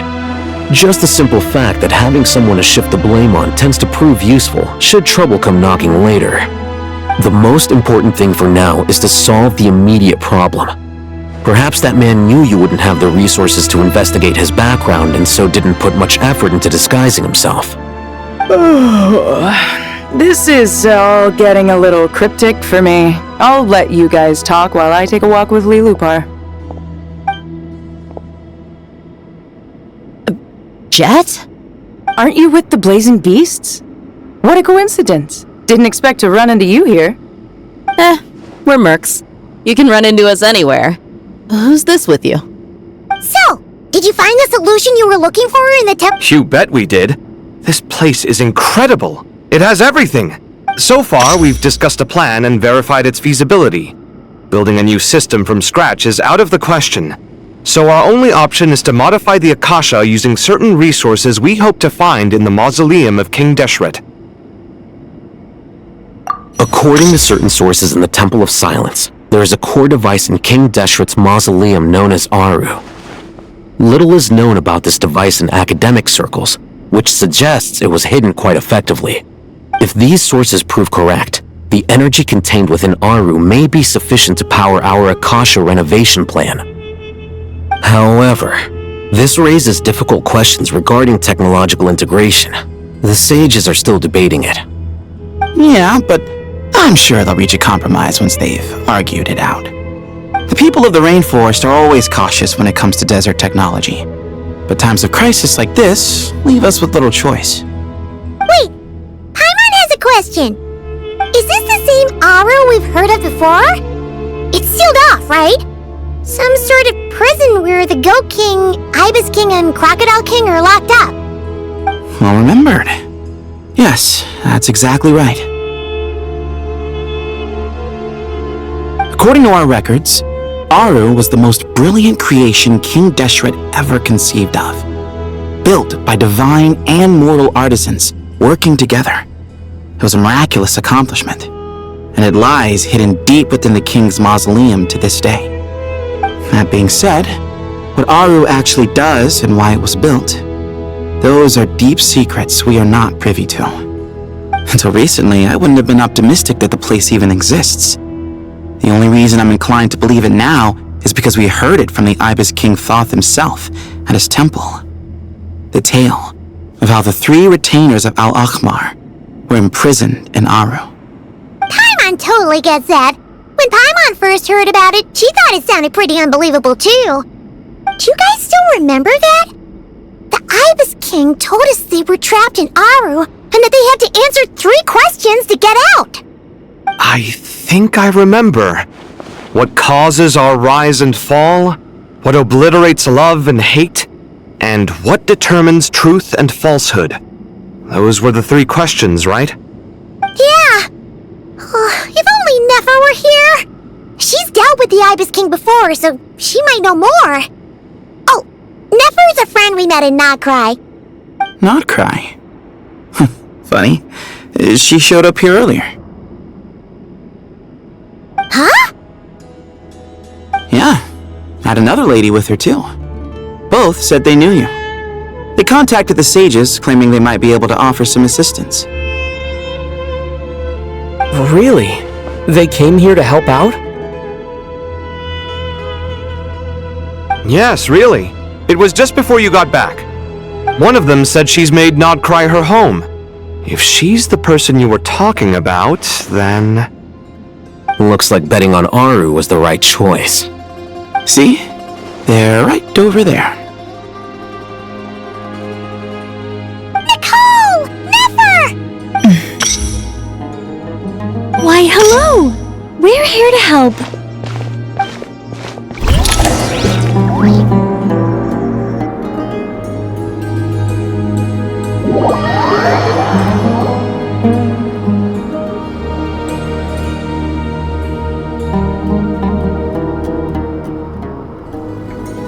It's a good thing we left early.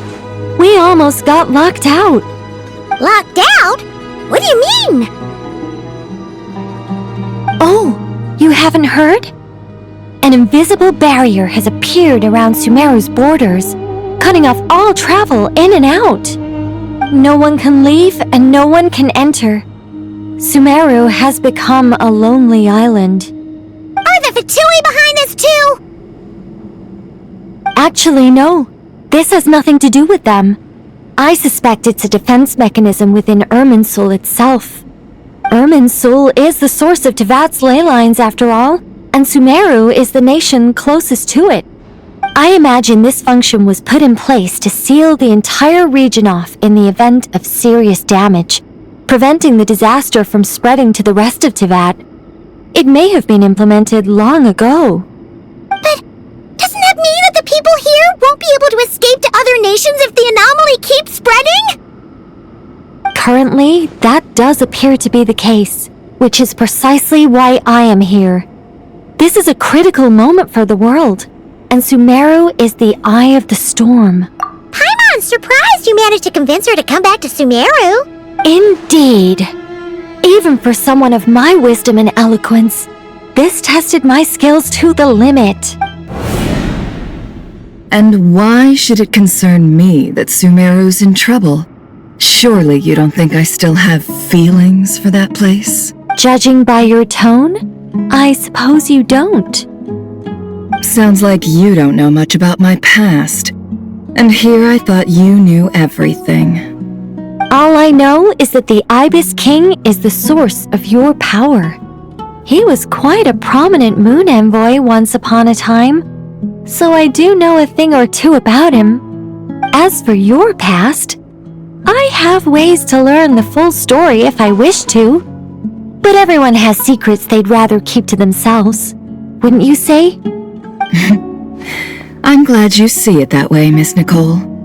I've chosen to call NodKrai home, which is why I did my part in its hour of need. That doesn't mean world savings become a habit with me. I have no particular desire to play hero in Sumeru, thank you. I understand. Human emotions do not appear and disappear without cause. There is always a reason to be found behind both salvation and destruction. Still, if time has taught me anything, it's that human emotions are often complex and in conflict. That's why people change their minds about things all the time. But that's where we angels come in. Our duty ultimately is to guide people towards their deepest, truest desires and help bring them to fruition. So I wish to hear about your past, because I do not believe you are motivated by hatred alone. And if we still arrive at different conclusions in the end, that's okay. I refuse. Wait, what? But I set the atmosphere and everything. Isn't this supposed to be the moment when we finally open up to one another? Is it? Maybe I'm not so good at reading the atmosphere. You're right, Nicole. There's more to me than just hatred. Had it consumed me, I'd be left stuck in the past forever, never living in the present. But I don't think that your guidance can change my mind. The all-consuming sands, the bloodshed, both deserved and undeserved. Those old emotions cling to me like a shadow. Do you wish to shake them off? No. I hope to remember them forever. Those emotions and memories shaped me into the person I am today. They'll always be a part of me. In that case, would you like to hear my perspective, at least? Sure. It's not every day you get to hear an angel's opinion. A long, long time ago, when the angels still walked freely upon the earth, I found life tedious. Monotonous work, lukewarm relationships. Is it?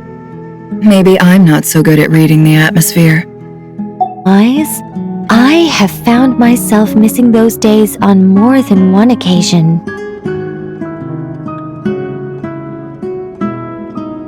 Human emotions are often attached to a person, a place, or an object. When those things are gone, the memories quickly fade, and the emotions slip away along with them.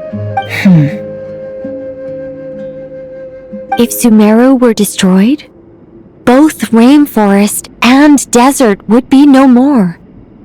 With the object of your hatred wiped from existence, it would not take long for the memories buried deep in your heart to slowly fade.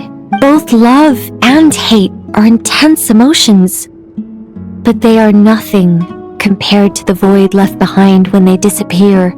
Most sophisticated, Miss Nicole. But anyone focused on the future could only ever applaud the destruction of the things they hate. Still, I'm a special case. Someone once told me that human memory is more selective than a Mora-hungry merchant choosing between customers. We all need a reality check once in a while, so we don't forget the truth. As much as I dislike Sumeru, this is no way for it to perish. All right, you win. I'll help you out a little, but I won't work for free.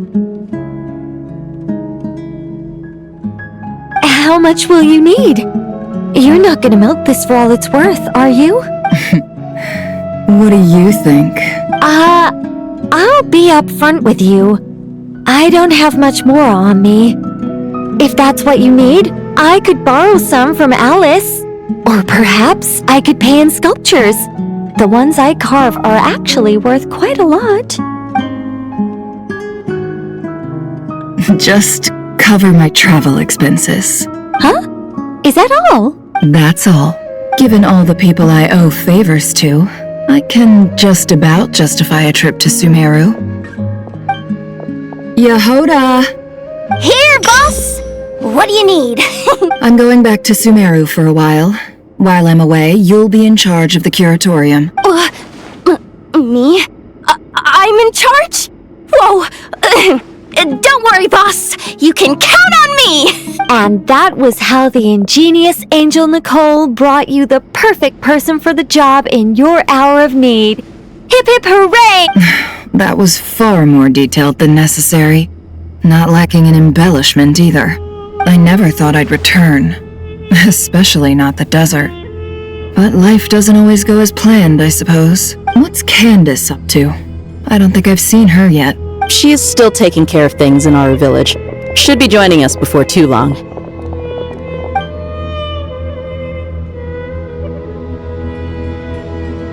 Oh, And sorry, hope we're not interrupting anything. We have some good news, though. We're planning to go to the mausoleum of King Deshret to look for the legendary Aru, then use it to try and restore the Akasha system.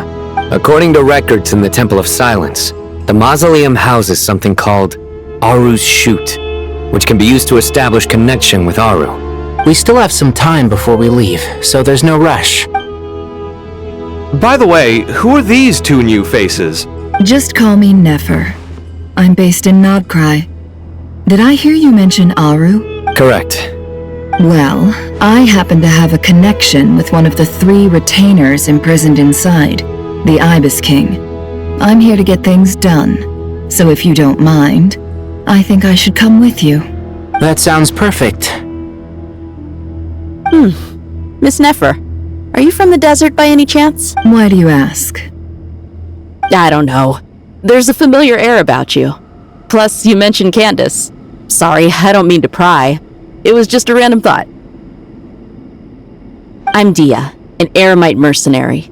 My work usually keeps me out in the desert.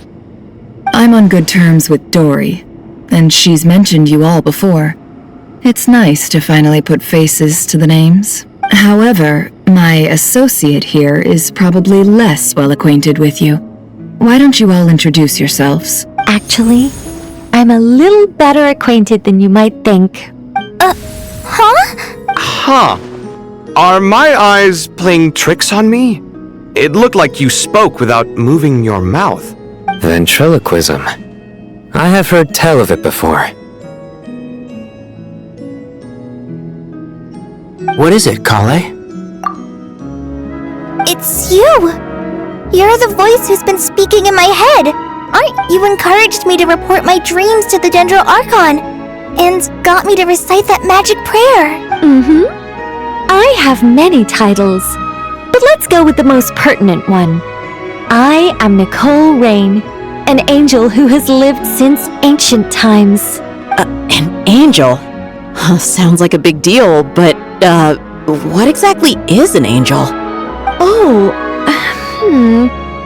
Well, we're a rather long-living race of beings. Not gods, technically, but we can still tell you a lot of stories from ancient history. Yep!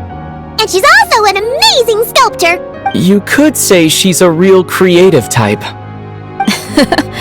Well, ma'am, if both the Traveler and Paimon give you rave reviews, you must be pretty impressive. Oh, please don't call me ma'am. I find it so awkward when people get too formal with me. Just relax and be yourselves. No need to be nervous. Miss Nicole? If it's okay, could I ask you a few questions? Yes, you may. I can see your heart is filled with confusion, and you are desperate for answers. I also know which questions you want to ask me. Why did you dream of Sumeru City in disarray?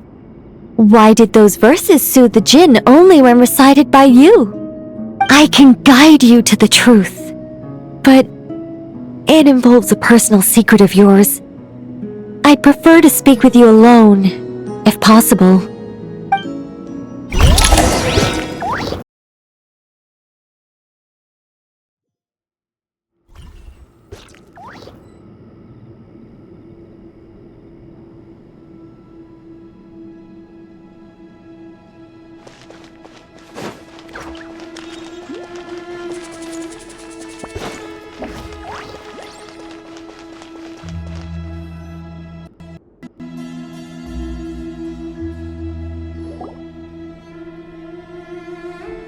I thought we were going to speak alone. This is a lot more people than I was expecting. What's wrong with it? Even the doctors at Dar al-Shifa allow patients to be accompanied by family members. Well, if Kale doesn't mind her secret being revealed, I have no problem with it. Thanks for being so considerate, Miss Nicole. I don't know what secret you mean, but whatever it is, there's no need for me to hide it from my closest friends. Closest friends? It's so nice to hear that. All right. In that case, I'll get right to it. Kale, are you aware that there are god remains inside your body? I am. When I was young, I got sick with Elazar. Nothing could cure it.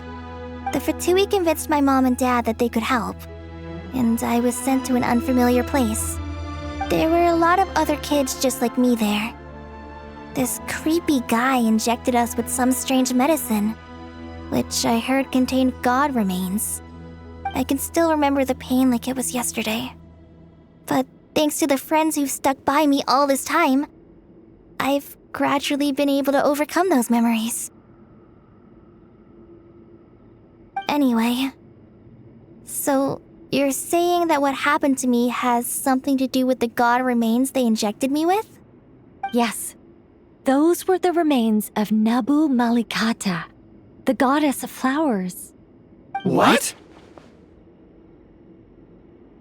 Huh. Fascinating. You don't seem surprised like the rest of us. Why? The possibility crossed my mind when Kale recited the Goddess of Flowers song and calmed the Djinn. You made Paimon jump! What are you doing here, Lilupar? I was merely passing through when I heard the name of the Goddess of Flowers. Be assured that I share your surprise. You, with the hat. Are you certain? I sense no trace of the Lord of Flowers within her. Well, it is a very small fragment. Unless special methods are used to manifest its power, even her closest acquaintances would find it near impossible to detect. After the goddess passed away, her remains were scattered across the desert. King Deshret gathered all the pieces he could find and buried them in the eternal oasis. But some fragments remained unaccounted for. Eventually, the Fatui must have found a way to track some of them down. Presumably for use in some experiment. It's not an uncommon occurrence. You're more shaken than I thought. In one sense, you've been extraordinarily lucky. So many people who yearn for this kind of power never attain it, yet you have coexisted with her all this time without even realizing it. I don't know what to say. I'm glad that I could help everyone with this power, really. But knowing that a fragment of the Goddess of Flowers is inside my body is... it's a strange feeling. Well, people value their autonomy very highly. Even a well-intentioned intruder can shake one's sense of self. I understand how you feel, Kale. But once you get used to it, you'll find it's nothing to be concerned about. Huh. I guess you, of all people, have a good reason to speak on this. 2 good reasons, in fact. Incidentally, 3 is the maximum number of Hermanubis' Ba fragments that I could bear. Let me guess. Because 2's company, but 3's a crowd? Thanks for helping to explain the joke, Tighnari. Not my intention. Goddess preserve me. I should take my leave. This boy in his wolf's head hat speaks much too differently from the Hermanubis I remember.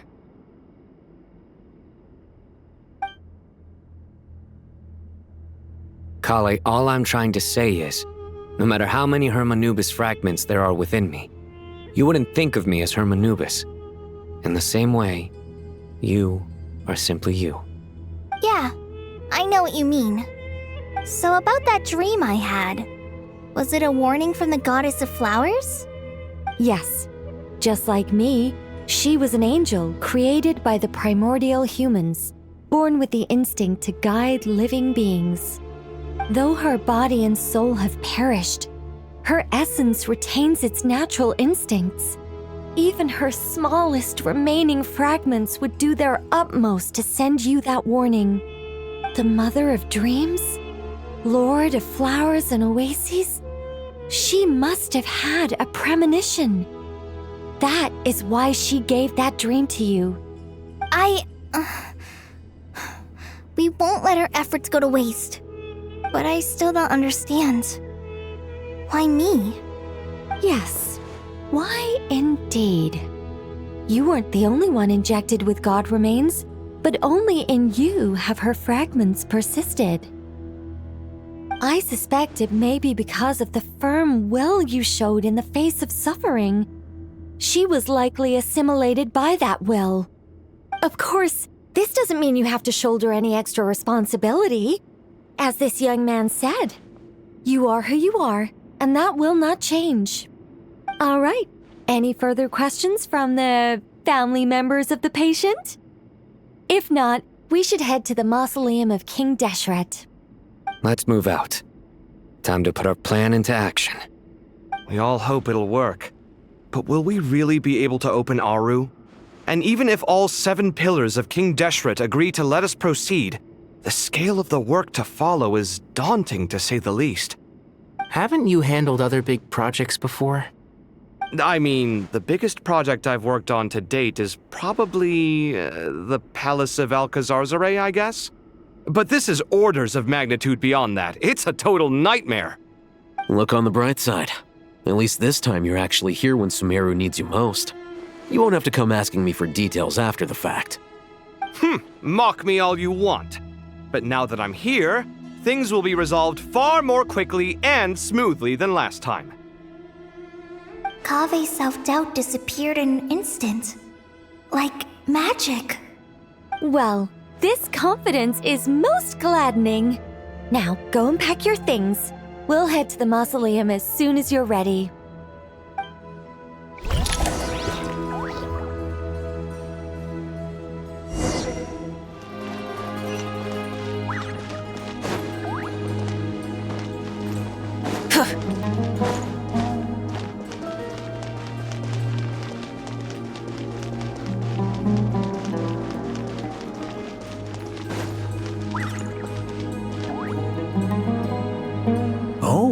Miss Nicole, I heard you're a very talented sculptor. Is that true?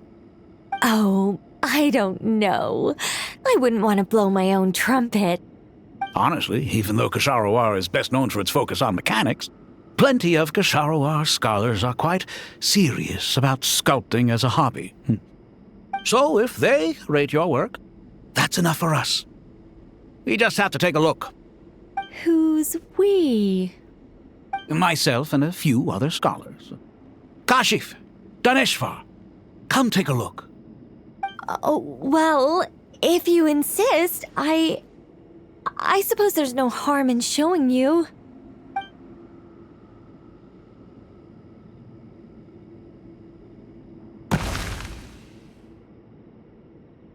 Whoa! Where did that come from? Look at the level of detail. It's so lifelike. The squirrel descends from the heavens like a champion, and the earth trembles beneath its feet. What do you think? Striking, isn't it? Kave? Kave, come here for a sec. Oh, and Madame Farazan, didn't you used to study in our darshan? Come take a look. All right, but hang on a moment. I have to finish reviewing this proposal first. You called? What is it, youngster? This squirrel statue. Isn't it cute? Oh, a squirrel. I wouldn't say cute per se. The realism is what stands out to me. Were you trying to carve a statue of a hero, young lady? Oh, a hero? I suppose so. Actually, I didn't really have a specific theme in mind. I just started working on it, and this is how it turned out. I see.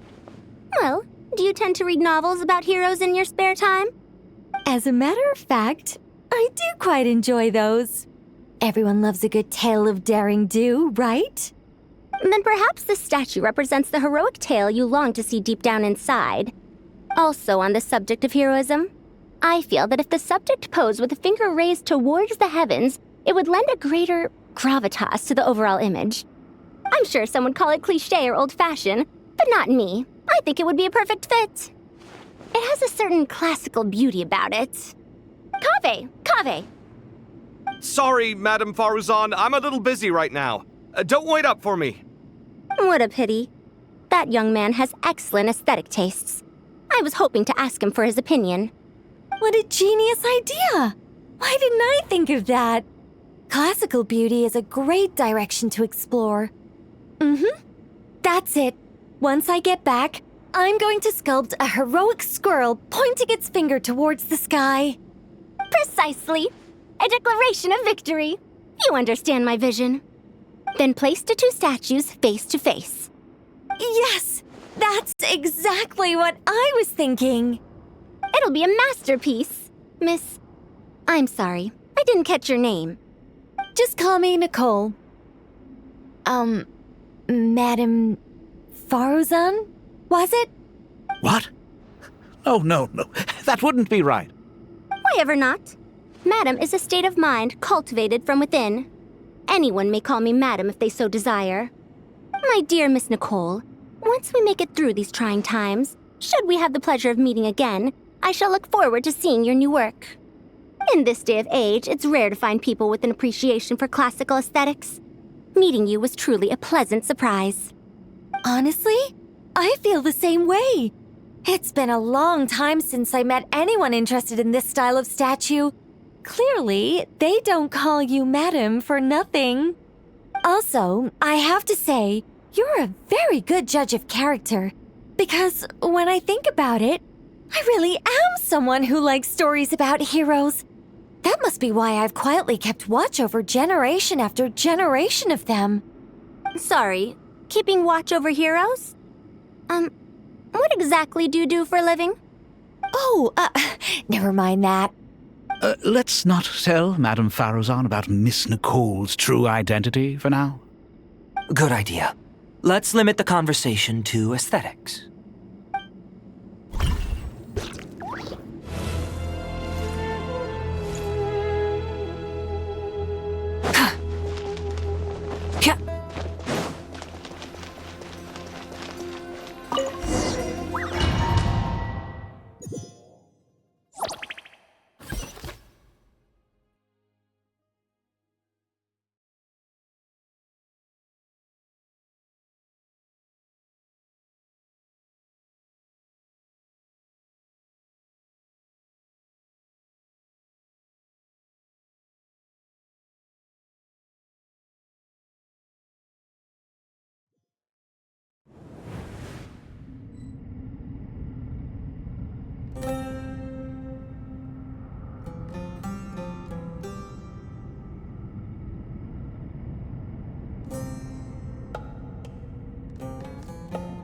I hope everyone's ready. We'll be arriving at our destination very shortly.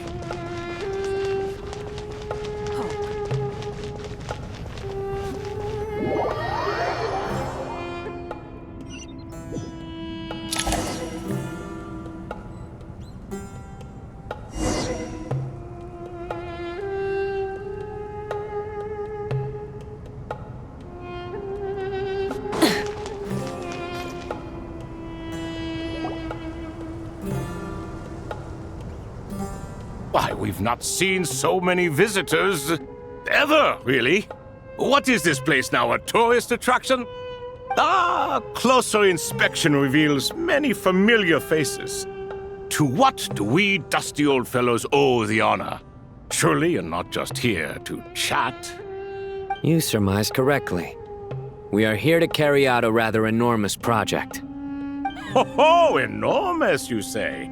How large, then? Larger than the gaping void in our lives? Why, you've even put a smile on Goatee and Crocco's faces. All this activity is making for quite the special day.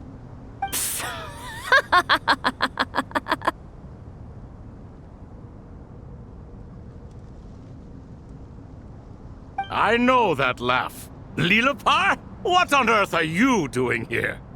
Oh, this is hilarious. Turns out good things really do come to those who wait, as long as you stay alive long enough. When did you three get locked up in here? And still you act all high and mighty, putting on a show for the younglings. Truly hysterical. Why, you... Yes, I know, no need to shout. You're right, Lilipar. Goatee, Crocco, and I all have the same problem. But didn't King Deshret seal you away? How did you break free, and how did you get in here? Who knows? Perhaps you can ask my master one day, should you ever get the chance. Behold, the executioners of old. Some have turned into fragments residing in human bodies, and others are imprisoned eternally, leaving not a single shard behind.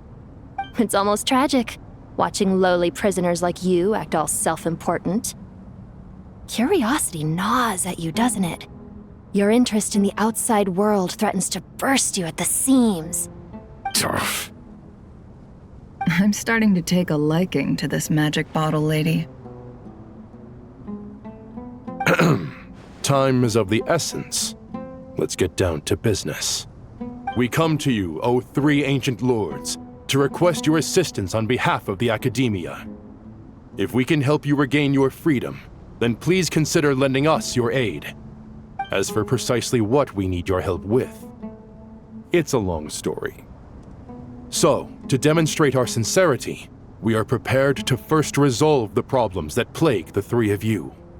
All right, stop arguing, Croco. And Goatee, don't you start. What's the harm in letting her speak? It's not worth getting so angry about. Forget about her. The three questions are the crucial thing here. But do you really have a way to answer them? You once answered the final question, Nefer, but the seal did not open. Unless, with the passage of time, you have found a new answer? You could say so. When you first asked me what determines truth and falsehood, my answer was a liar's soul. Liars are the best at seeing through the falsehoods of the world. But if you want them to tell you the truth, you have to reach their soul. I think that makes sense. I found it quite compelling myself, and I told Nefer so. Unfortunately, it brought us no closer to liberation. Well, that's simply because it was my answer, not the one King Deshret was looking for. Can you guess which answer Al-Ahmar wanted then? Time. And that's not only the answer to the final question, it's the answer to all three of them. All things wax and wane with the passage of time. Love and hate eventually fade into nothing. Current affairs are always fraught with conflict and controversy. Only time can distinguish between right and wrong. You once described King Deshret as a proud man. I'd say that the prouder someone is, the more inclined they are to believe that only time is qualified to be their judge. Time. Well. Indeed. Perhaps in building Aru, our king was in fact attempting to reverse time, to bring love and hate, right and wrong, the rise and fall of all things back to their point of origin.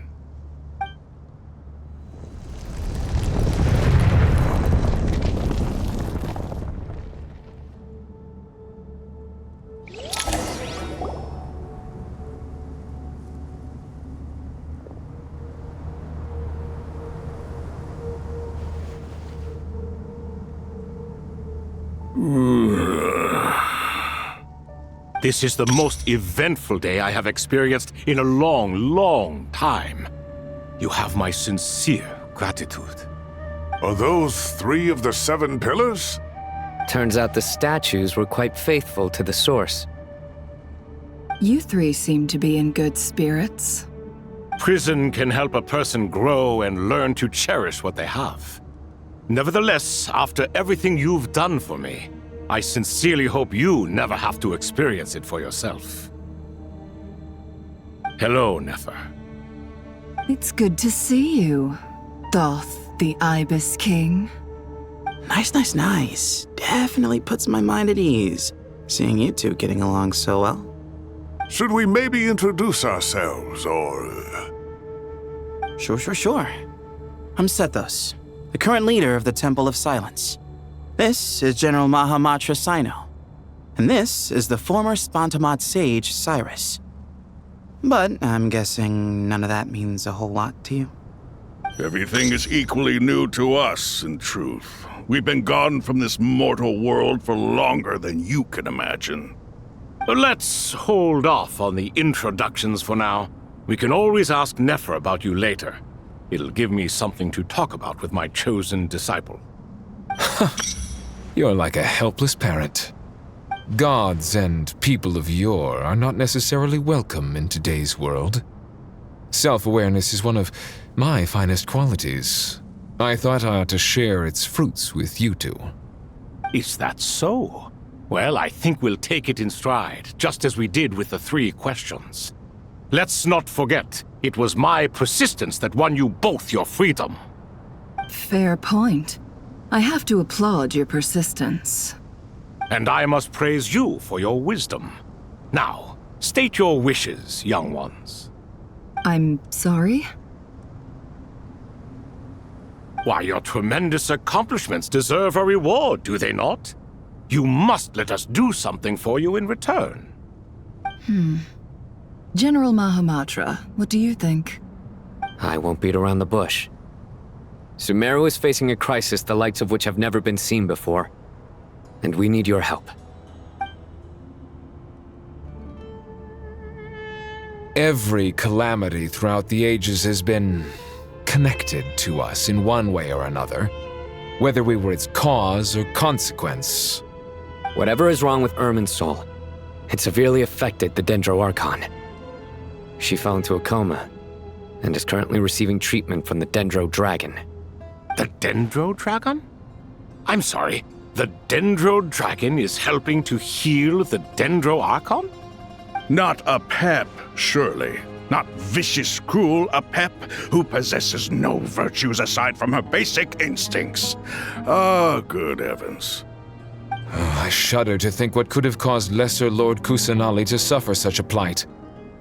Still, why would the Dendro Dragon lend you her aid? She has always held nothing but contempt for the Archons. I suppose she and Kusanali must have some history. You can help us make history too.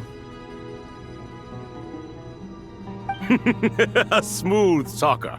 Well said, lad. Currently, no one can connect to Irmin's soul. We hope that by opening up Aru and making some modifications to it, we can use its technology to our advantage. Unfortunately, Aru is an imperfect creation. King Deshret never managed to realize his full vision before his death. Much remains to be done if it is to be pitted against Irminsul itself. Besides, I hear your reasons, but to give Aru up over such would be... The archaeological records clearly indicate that although Aru's construction took a long time, it was not beyond human means to achieve.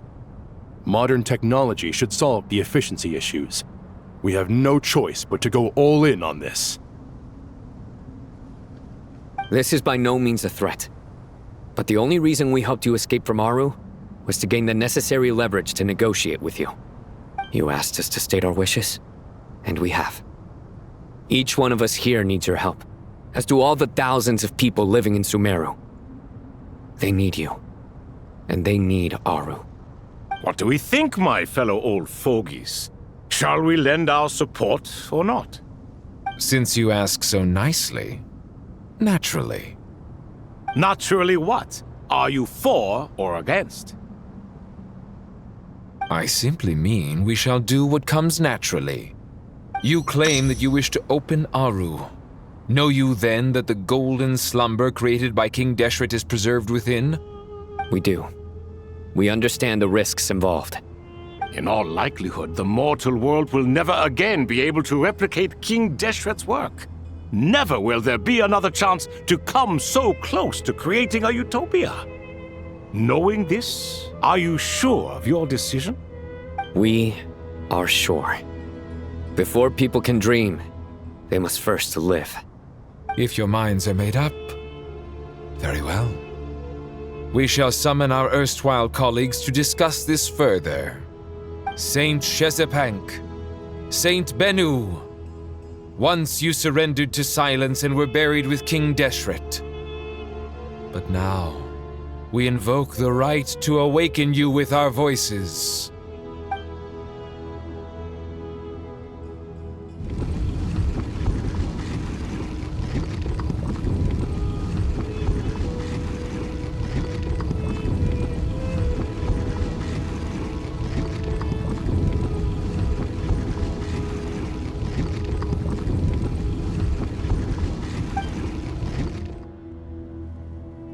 Saint Binu, responding to your call. 3 kings detected. Initiating autonomous will. Saint Shezbank, responding to your call. 3 kings detected. Initiating autonomous will. Ah, Lord Herreshoff. What a long time it has been. I trust you are keeping well. Then your trust in my well-being has long outlived your physical body. You have always opened with that same phrase, in life, death, and now even beyond. Al-Akhmar is long gone. What is the reason for this meeting? You're awake? Good. We are voting on whether to give the people of present-day Sumeru access to Aru and permit them to perform technological renovations. You have the right to support or oppose the motion. Aru is the pride of Al-Akhmar. Opening Aru requires the unanimous consent of the 7 pillars. I hope you have a convincing reason to present to us. Sumeru is currently in the midst of a major calamity. Let us not forget that while Al-Akhmar was a stern ruler, he was also a teacher of wisdom. A god without his people shall cease to exist, and King Deshret's greatest wish was to provide protection for his people. Let us then honor our God King's wishes as we consider our decision. I do not mean to mock these proceedings, but what is the point of a unanimous vote when we know that the last of the 7 pillars, the Dendro Dragon Apep, will never communicate with us? This will no doubt surprise your mechanical mind, and I have no intention of trying to persuade you it is true. But Apep is, in fact, healing the Dendro Archon as we speak. Huh? Can someone attest to this? Do we have any proof? I ask the 3 kings. Can any of you vouch for the truth of this claim? Naturally, the Ibis King, Thoth. What? It was Thoth's disciples who revealed the truth to us. We need not debate its veracity. Simply let Thoth bear accountability. That way the rest of us may have a clear conscience. Herreshoff, you diabolical fiend! I awakened our former colleagues for you, supported your opinion, and backed your decision. What sort of fiend would do that? I miss the days when Hermanubis was still around. At times like this, he would offer to take accountability. What are you trying to say? Is my word worth less to you than Hermanubis's? Hypocrite though you are, Lord Thoth, you are humorous in equal measure. How could we bear not to associate with a character such as you? I, Saint Shezbank, approve the Goat King's proposal. Since King Deshret is no more, we shall receive no reprimand for acting beyond our remit. Nevertheless, I sincerely hope that those before us understand the significance of what they intend to do. Remember, the moment that Aru is liberated, the myriad souls residing within the Golden Slumber will return to the ley lines. And once the ley lines flow again, these souls shall in turn be received by Irminsul. To take this step is to bring the perfect afterlife created by our king to a permanent end. We understand that well, and we have decided to proceed regardless. Furthermore, the contemporary human perspective would contend that confining souls in this way is no act of benevolence. The deceased have a right to rest in peace. King Deshret's creation is clearly a place of rest and peace. It is just that many do not see it this way. But no matter. Saint Binu approves. Hermanubis' representative and the Dendro Dragon Apep made their choice ahead of time, while the Goat King, Ibis King, and Crocodile King have also granted permission to liberate Aru.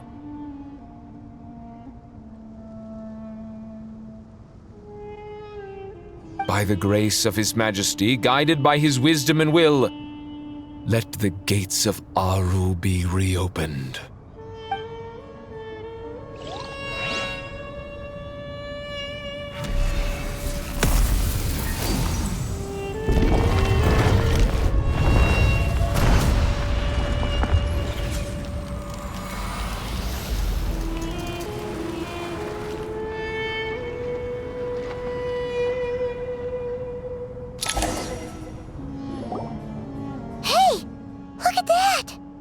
What's this? Are we under attack? No. Wait, it's...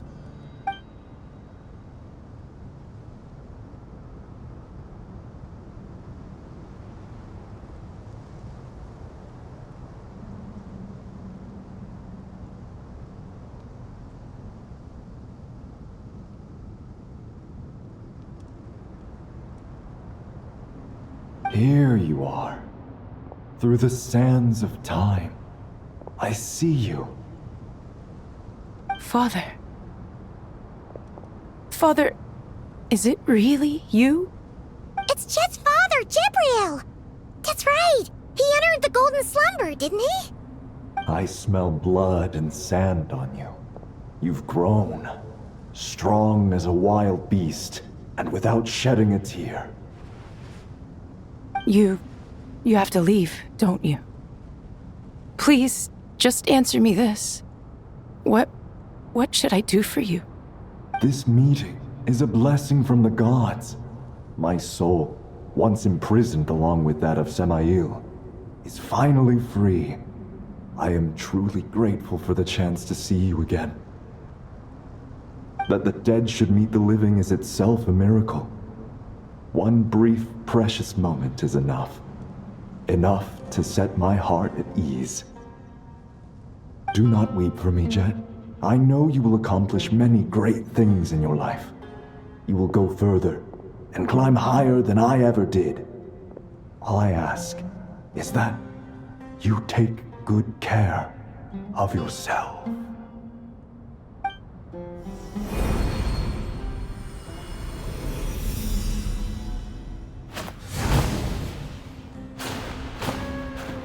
Father! Father! Father.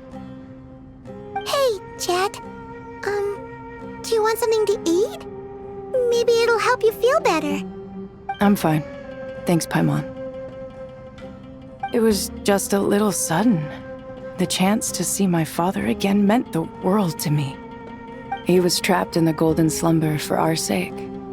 And now, after all this time, he can finally rest in peace. I'm glad. It's a huge relief. You've grown strong, Jet. More than enough to fend for yourself. Yeah. I'll leave the past in my memory where it belongs. My family, the good times and the bad. Goodbye, Father.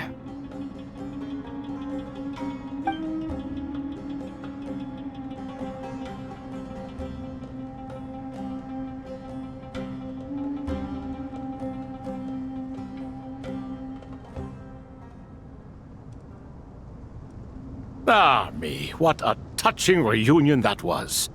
It seems we did a good deed today. We three retainers, once imprisoned for our iniquity, are surely the least qualified to judge whether this deed is good or bad. Either way, Aru is open. Now you have your opportunity, and with it, whatever trouble may ensue. Although Aru was created by a god, human craftsmanship was nevertheless required to build the gate that connects it to this world. Perhaps the relationship between gods and humanity follows a similar principle. As for your proposed renovations, we cannot determine which functions to keep or discard. Proceed as you see fit, but please entrust the task to your most accomplished scholars, or Bennu will be most displeased. It matters not. The Ibis King shall be accountable if any problems arise. Ibis, you chose to take on disciples, and so it follows that you must accept the risks of associating with humans. If I'd known you'd be like this, I would have locked all of you away in Aru, never to leave again for all eternity. All of us? What does this have to do with me? Vilify me no further. Scholars, since you have liberated Aru, allow me to present you with a gift. Using Aru's power, we shall install a defense mechanism at our king's mausoleum. You must be guarded even against Irminsul itself. This shall afford you some convenience. Unseen and unheard, From this moment forth, none may by sight or hearing perceive anything said or done within the mausoleum. Amazing. And all this is achieved just with the power of Aru? With technology from the heavens, the possibilities are endless. Just because King Deshret did not use it for this purpose does not mean that it cannot be done. So, marvel away. This is the reward you have earned. All right. Well, that resolves the issue of confidentiality. What about the technical side? Do we have the manpower? Why, yes. I've already contacted them. They'll be here soon.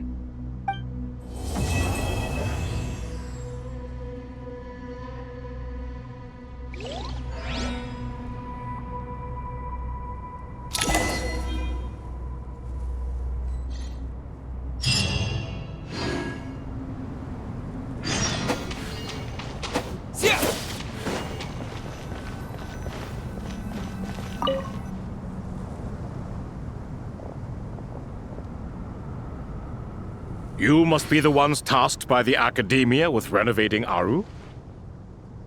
That's right. Good afternoon. I'm Kaveh, and these two are Termezi and Naisaburi. Hey, I'll hate them! Come and introduce yourself! We've met before. This is Thoth, the Ibis King, and everyone knows these two. Afternoon, gentlemen. I've only ever seen these two in murals! Ah, the paintings in the temple. They show us chatting, playing cards, playing chess. Precisely the activities we most enjoy, funnily enough. No, only you enjoy playing chess. We were just humoring you. I wouldn't go that far. Back to the matter at hand. A preliminary assessment by the Academia indicates that this project requires expertise in various disciplines, including the deciphering of ancient texts, mechanical engineering, the restoration of ancient ruins, and elemental theory. The most capable minds in their respective fields are here before you. If there are no objections, we'd like to begin our work. The artisans who built Aru for Al-Ahmar gave their very lives to create this splendid work. Follow their example by giving your utmost devotion to this project. I didn't know that. We'll do our best, of course, but we certainly won't be sacrificing our lives. Such brazen words. Humans these days are a far cry from their ancestors. What little respect you show for King Deshret. No, that's not what he meant. Please, don't mind him. He shares your sentiments, just not your, penchant for hyperbole. Assuming that's what you were going for? I just think it's important to manage expectations. Forgive my lack of courtesy, but we simply can't sacrifice our lives to the gods on completion of the project like people in the legends of old. Here's a first draft of the project proposal for your perusal. Please let us know if you have any requests. Normally, I'd have made it look a lot more visually appealing, but we were really pressed for time on this occasion. I hope you'll forgive me if it's a little rough around the edges. Naturally. If my fellow ministers deem this meager display of respect sufficient, I suppose I can consider agreeing to their proposal. Why are you so preoccupied with the ostentatious displays of respect to Al-Ahmar? We should be trying to make things easy for them. You never know. We might have to rely on these young people to look after us in our old age. Exactly. This is Aru's mainframe. Be reminded to use it with great caution. We certainly will. Thank you for your assistance. You may attempt to lay out punishment should you so desire, though I'm afraid it would be futile. You and I both know that certain components of Aru can only be operated by humans. King Deshret always believed in humanity. Still, the reason that Aru's modules are designed that way is not so much because he trusted them, but more because he was wary of you. Is that true? No wonder human artisans helped to build Aru then. He actually required human assistance to create his greatest work. Naturally. Have you noticed that the Goat King keeps giving superficial responses? It's like he's just going through the motions and leaving the real debate to his colleagues. He understands the art of perfunctory speech. That's what earned him his position as the Minister of Ministers. It seems the rumors about King Deshret being a poor judge of character are baseless after all. Excuse me for being blunt, but it sounds suspiciously like you're putting yourself on a pedestal and mocking me. You're mistaken. And while there's nothing strictly wrong with making every conversation about yourself, it's not exactly a positive tendency either. You? Whatever. I knew it'd be like this working with you. All right, let me past. I need to look at this console. It's your job to activate it after all. Let's begin. Everyone, please proceed with the external checks and preparations as per the procedures outlined in the engineering plan.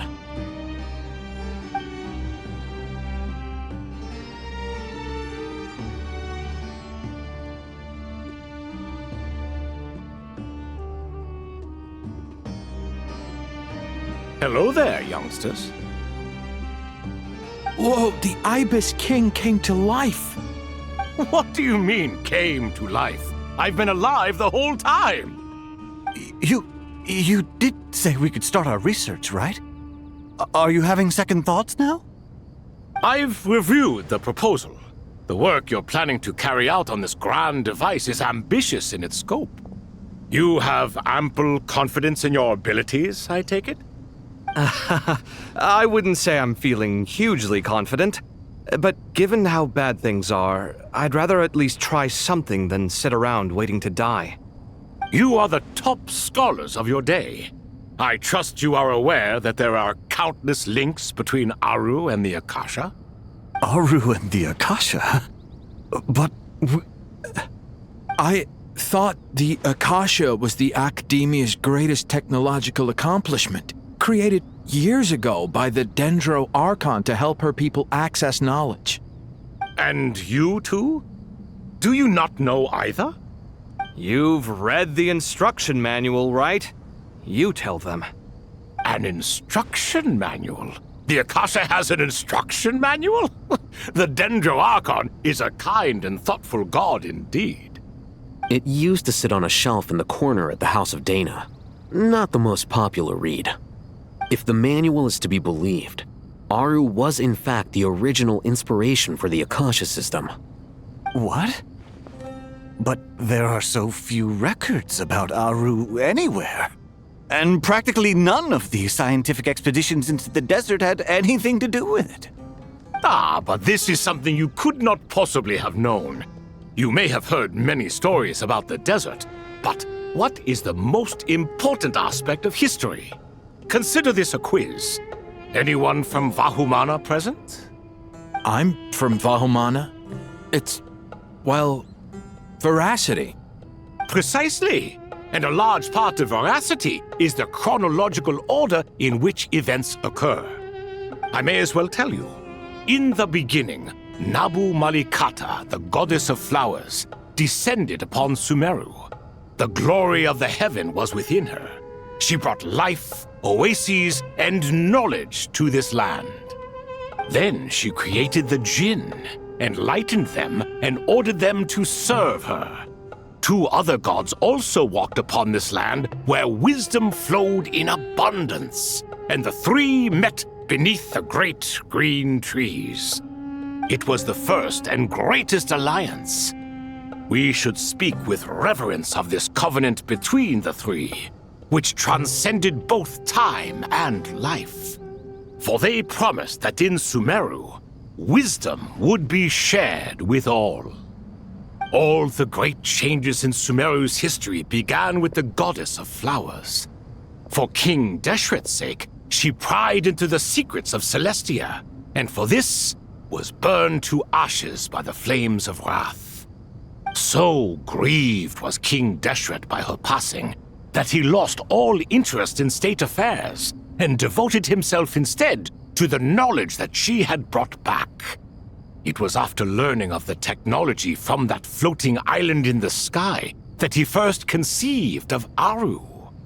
And so, the Akasha was inspired by Aru, while the basis for Aru itself came from Celestia's technology.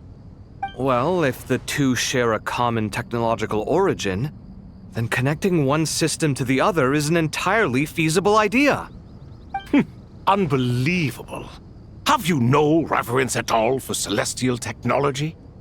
No, I do, but there's no time for that. The schedule is too tight. Blame it on the deadline.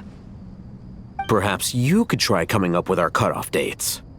You know what it's like having to turn around 5 different drafts in one day? I wouldn't wish it on my worst enemy. Yeah, also, Sir Ibis, King, you don't plan on getting directly involved at all, do you? Yes, well, you strike us more as having come to give a popular science lecture. Or, wait, does this count as more of a first-hand witness statement? Neither. Anyway, this sounds like far too much work for me. Still, if Aru is so powerful, why didn't King Deshret use it for more ambitious ends? Because it was never fully completed. King Deshret had grand plans, but he perished before they could come to fruition. In the beginning, his wish was to create something that could rival the very world itself. The Lord of Flowers sacrificed everything for that ambition. What he desired, she bestowed, and thus was knowledge brought into the world. Her courage and sacrifice had to be honored with the most splendid of monuments, or King Deshret would surely have deemed it a grave injustice. And that monument, built from knowledge and technology, etched with a sacrificial and courageous love, even in its unfinished form, it deserves to be treasured. At that time, King Deshret said the following to the Lord of Dendro. Since we share an eternal covenant, I shall never be your enemy. Hence, the fruit of wisdom from the heavens is not to be devoured. Remember, it is not that I lack the power to become the enemy of wisdom. Yet you and she have taught me much and shown me kindness. For this, I cherish you both. In the end, Aru was only used to store a portion of the souls. It was but a primitive form of the masterwork the king had envisaged. His final hope for Aru was to return to the past, when she yet lived. So the point you're making is, King Deshret was both powerful and ambitious, and he only ceased his imperious ways out of affection for the Goddess of Flowers and the Dendro Archon. You could see this as an act of mercy, but you could also see it as the sentiments that lay between these three gods placing constraints on him. This was, after all, the foundation of the alliance between them. This explains why Aru was both a prison and a monument, and why the answer to the 3 questions was time. You have to be careful who you get involved with, or you invite all manner of misfortune. This is as true for gods as it is for humans. Love is the same. It is both a prison and a monument. All right, let us pause the story here for now. Seeing as you've been so diligent, I'll offer a little help. Who's in charge again? Is it you two? Ah, yes, me and him. Now then, close your eyes. Wisdom hides in the space between the tangible and the intangible. It is to convey the incommunicable through the simplest of mediums. By the power of King Deshret, I shall grant you a glimpse into the unseen secrets that lie at the threshold of existence.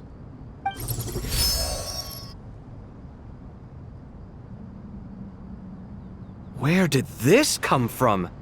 Is it a new mechanism? It looks more like some form of externalized information. You've rendered it visible? Just as the Akasha allows you to access a greater range of knowledge, The power of our king permits one to perceive ingenuities that do not belong to this world. This is no ordinary mechanism. It reflects the internal structure of Aru. Whether you choose to increase or decrease, keep or discard. Come, use these to achieve the outcome you desire. Looks mechanical to me. Better let me handle it, just in case. But wait, how do I get up there? Turn around. So that's where the elevator is!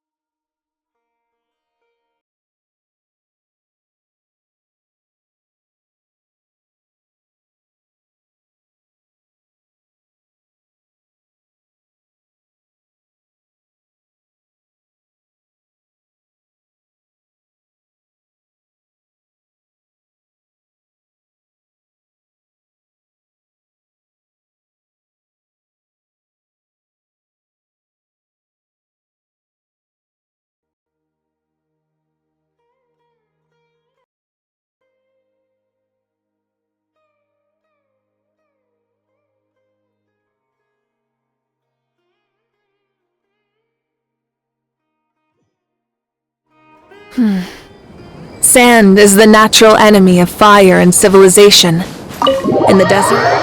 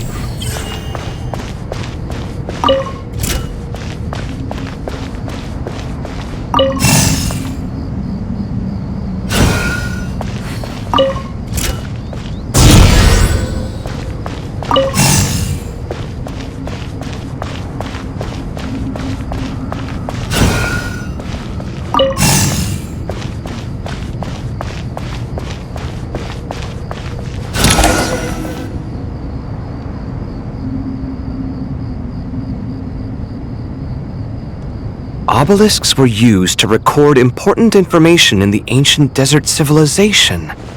Hey, Alhaitham, there's some writing here I'll need you to decipher. I've sent it to your screen. Do you see it? Got it.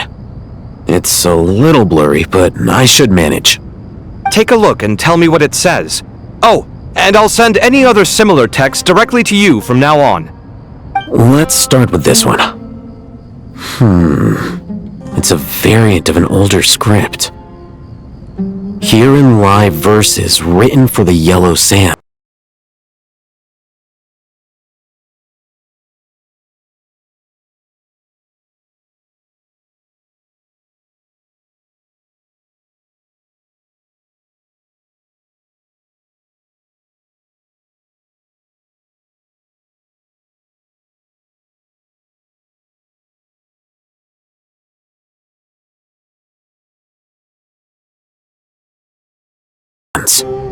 Looks like cultural information from the age of King Deshret.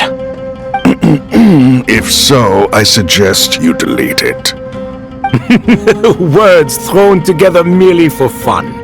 I had no idea Aru kept a record of this. Well, as long as you're certain that this is strictly private information, that's fine. It is unimportant. Alright, well, I guess I'll start now.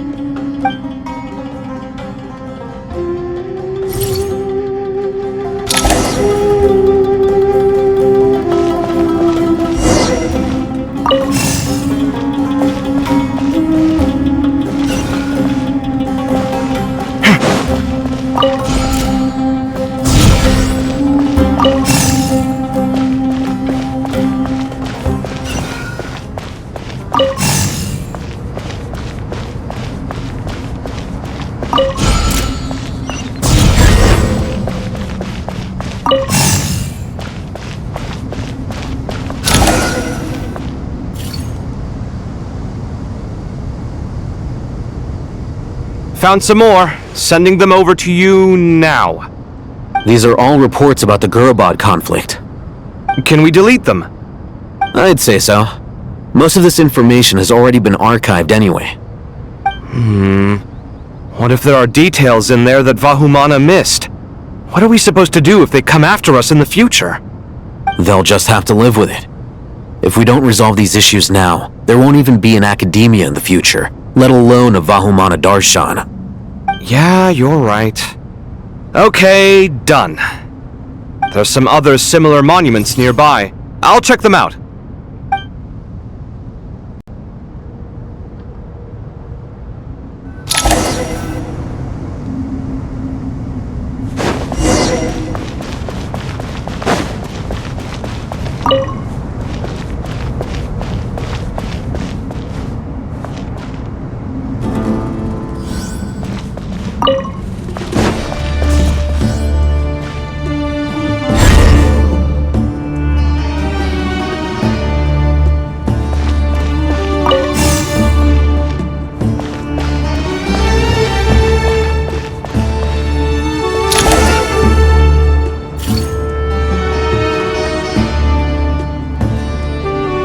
Another monument! Hold on.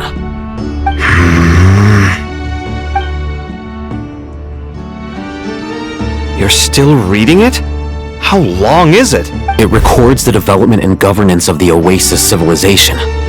Most of it concerns the Jinn, but it also contains records left by the artisans who built Aru. Is it important? Some of it. There was no way for me to read the whole thing in its entirety, so I had to rely on my intuition to pick the parts worth keeping. What about the artisans' records?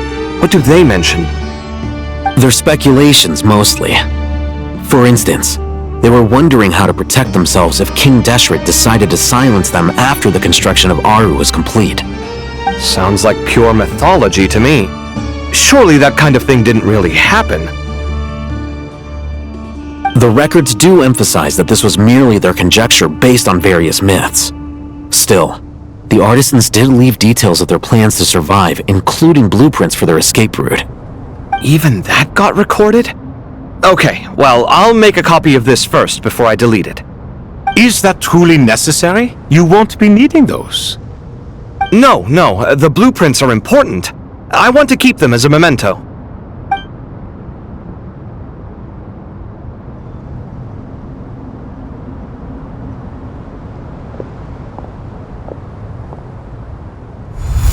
I think that should just about do it.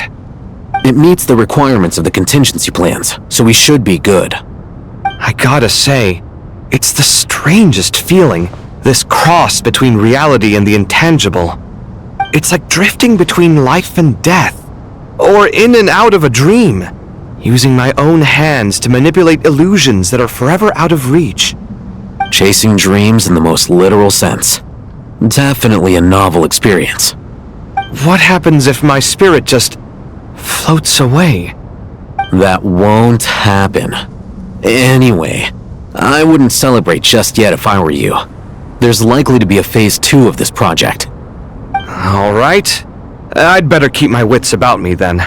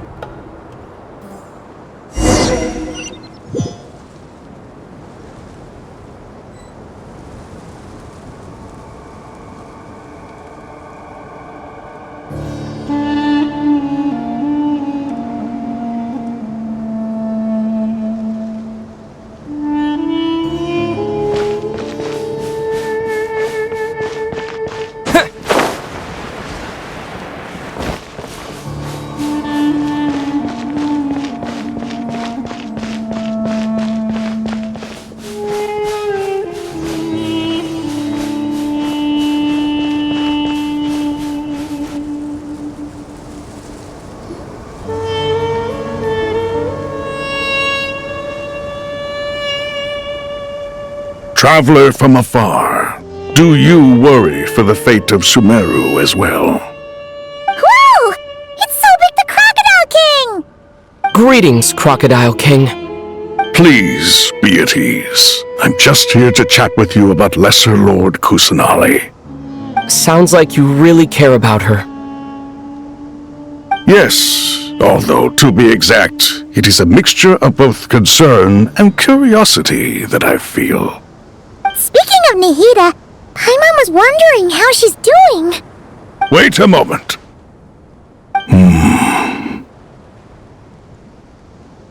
What is it? I tried calling out to a pep, but there was no response. This can only mean that she is focusing all her energy on taking care of Lesser Lord Kusanali. All the gods who served King Deshret seemed super surprised to hear that Apep agreed to help Nahida. Guessing she made a bad impression on you or something. Are you aware of the history between her and our king?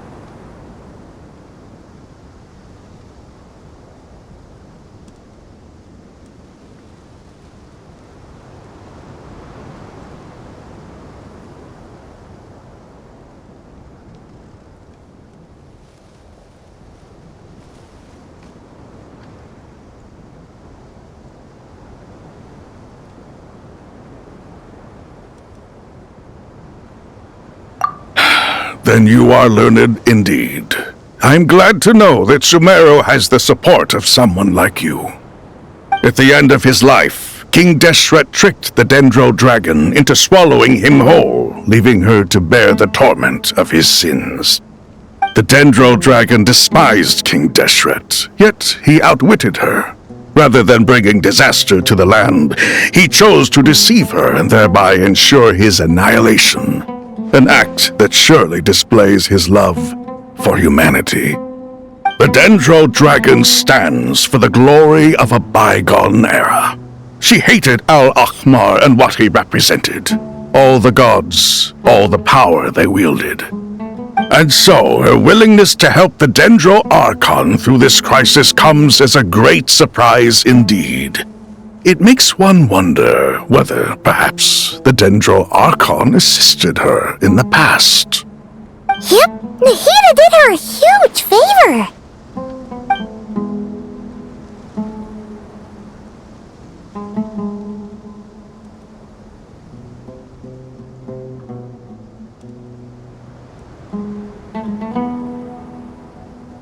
So Lesser Lord Kusanali put an end to the Dendro Dragon's many long years of torment. As much as she loathes the Seven, Apep knows kindness when she sees it. No wonder she was willing to make an exception. Yeah, that's the sense we got from dealing with her too. She is not incapable of coexisting with other living things. Rather, she actively chooses to avoid coexistence. And this despite the fact that she symbolizes life itself. How ironic. All of this being said, I wouldn't expect too much from her if I were you. Nothing will change her hatred towards humanity and gods. We'll keep that in mind. Anyway, how much longer do you think Nihida needs to stay with the Pep?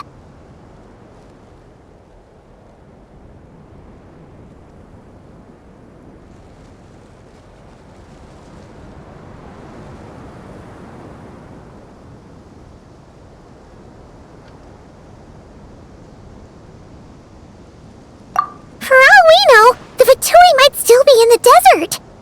Just to be on the safe side, why don't we grab anyone who isn't busy right now and go look for her? I'm alright, Paimon. Huh? Was that Nahida's voice? It seems the treatment was effective.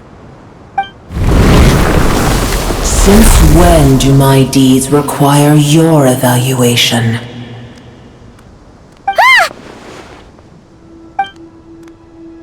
Here will do just fine. I had no intention of taking you any further. One ought not expect greater generosity than they have earned. You always hide your kindness away like an oasis within a sandstorm. Only those who make it through the swirling winds can know just how beautiful that oasis is, and how much hope it brings. You dare appraise my being? No, I'm expressing my gratitude. I want to thank you for sharing your precious life force with me.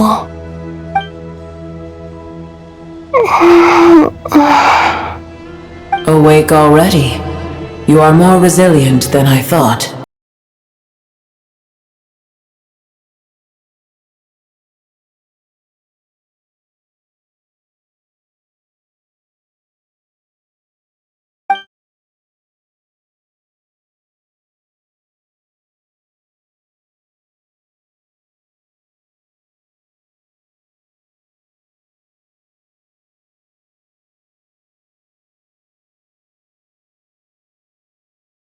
Pep. I feel much better. Thank you. Gods and their gratitude mean little to me. I would rather you give me your assurance that the situation with Irminsul and Sumeru's ley lines will be competently managed. If I suffer any ill effects from the ley lines, you, as the god of this land, will be held responsible. And you would not enjoy being held to account by me. I understand what you require, but I would assume this task even if you did not demand it. Sumeru is my responsibility. I must resume my duties as soon as possible. A farcical notion. God of Sumeru, I hope you realize how unextraordinary your strength is. And yet, maybe it is precisely what defines me. A god of wisdom is not meant to rule by force.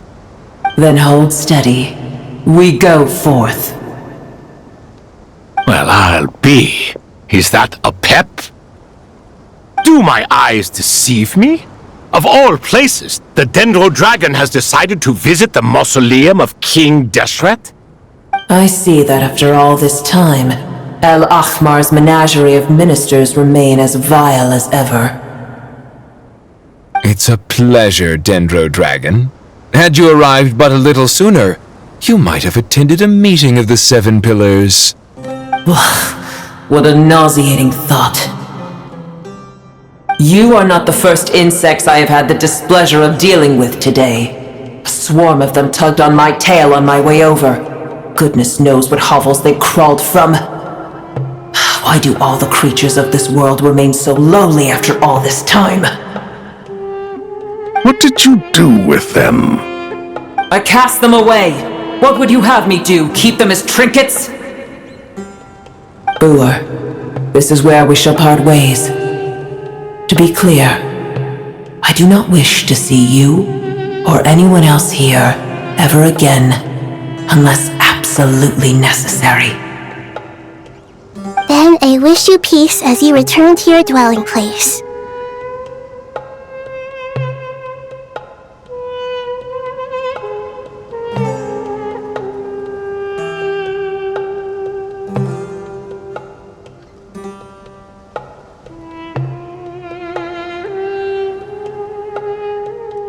It matters not to me. Simply refrain from bothering me again.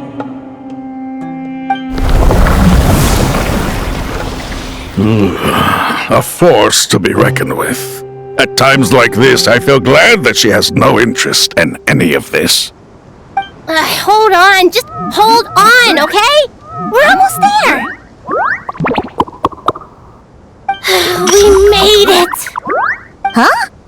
Wait, that voice! It's... Uh-oh, I'm gonna fall!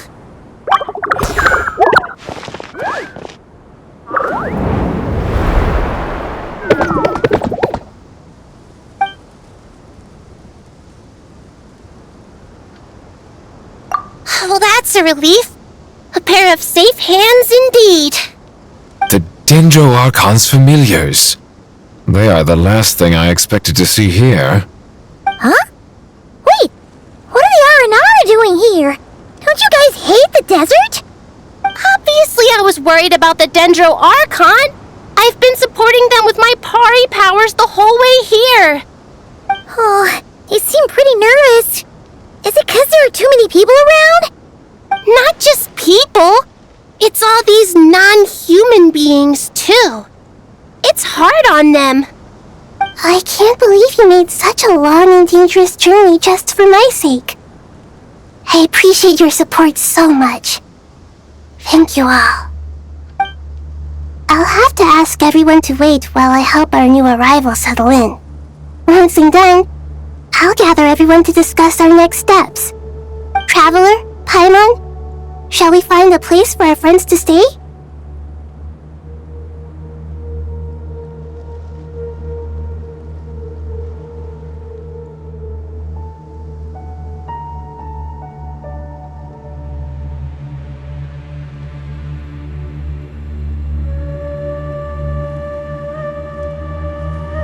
Awesome! Let's go! Well, first I have some questions.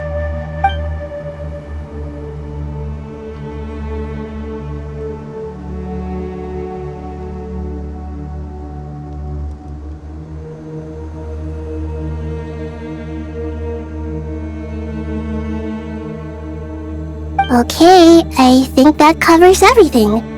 Thank you. We can get going now.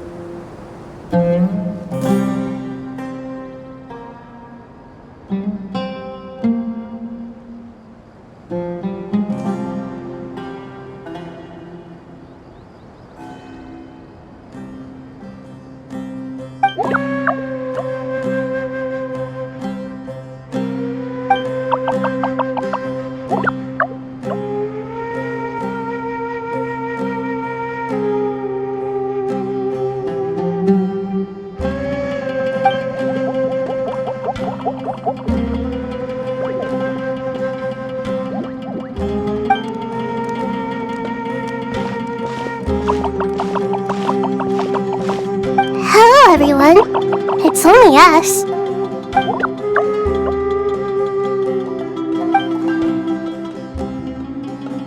It must be very tough for you coming all the way out here, especially since you don't like the Voluka. Is everyone back in Vanarana doing well?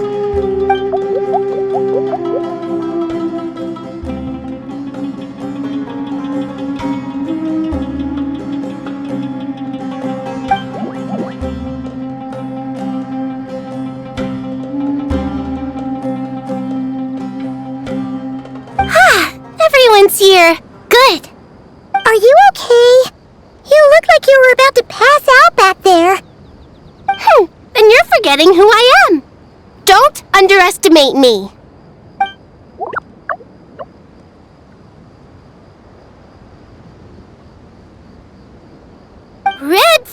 Oh, excuse me! Are you comparing me to Paimon?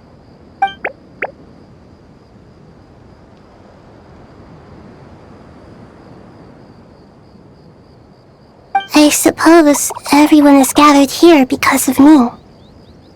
As we can see, the situation is critical, and everyone is very busy with their various tasks, so...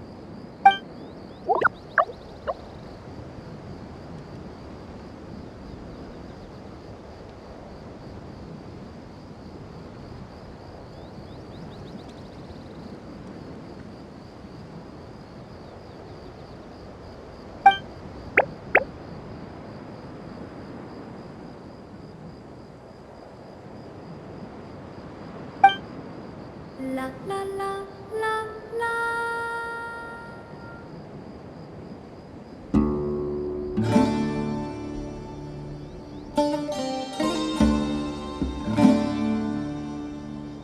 I can't thank you enough. Right now, we're focused on restructuring Aru, processing excess information, and helping restore everyone's confidence. I'm sure you'll find it all very straightforward.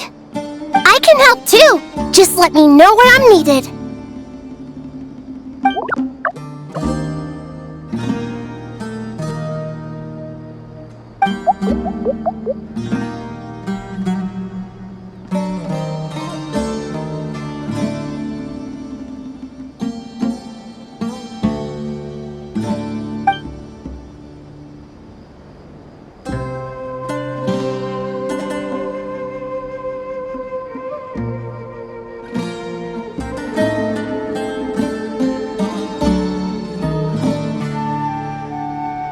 Up to no good?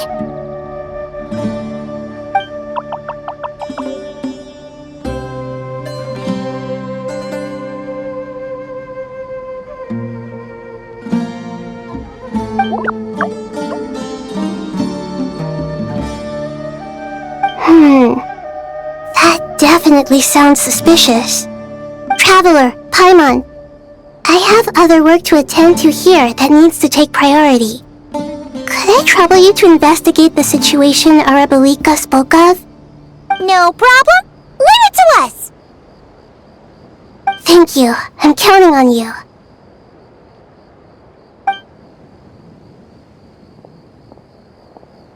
There's one other thing.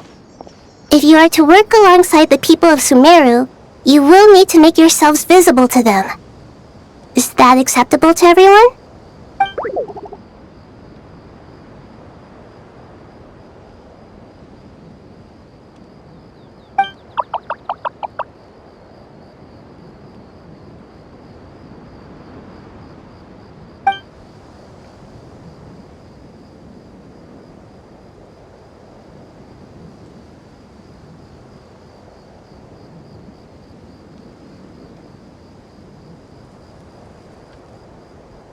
There's nothing to fear.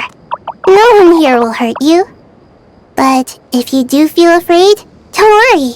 Just call my name and I'll be there. Very well. Now, I shall bestow a small blessing upon you all. Whenever people see you and interact with you, from the moment their gaze meets yours, they will experience the most beautiful of dreams.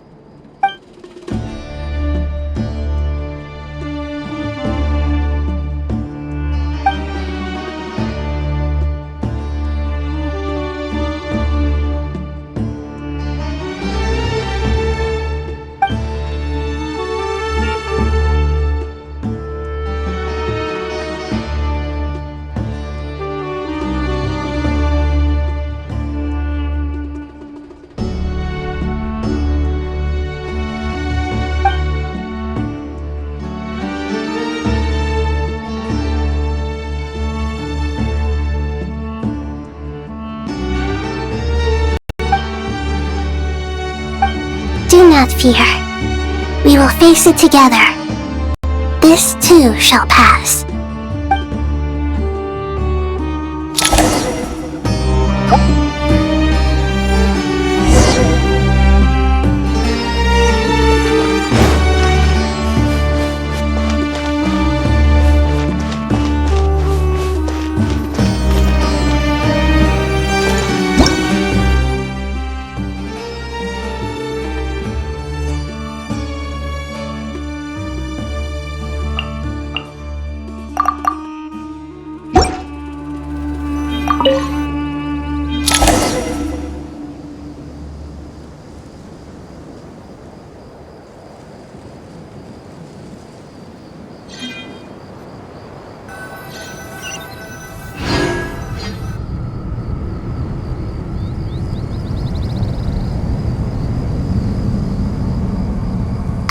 Everyone's here! Wonderful! Dendro-Archon, you're back! Are you recovering all right? You mustn't push yourself too hard. I'm doing very well. Thank you for your concern.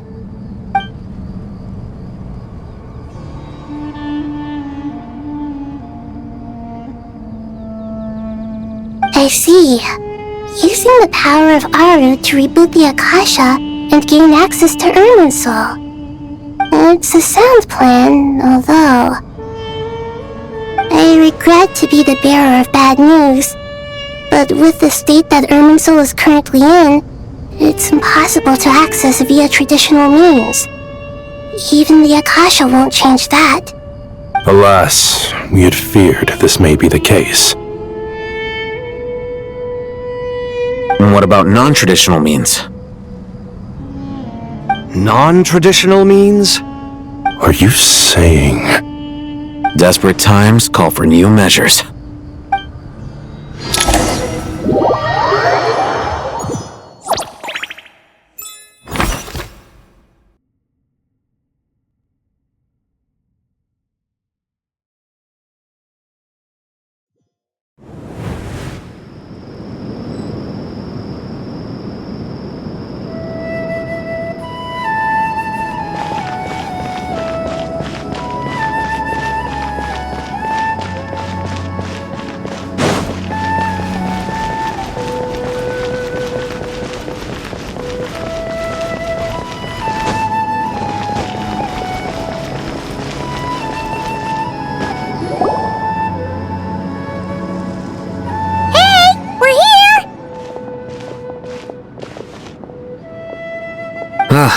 It's you. Is there a situation?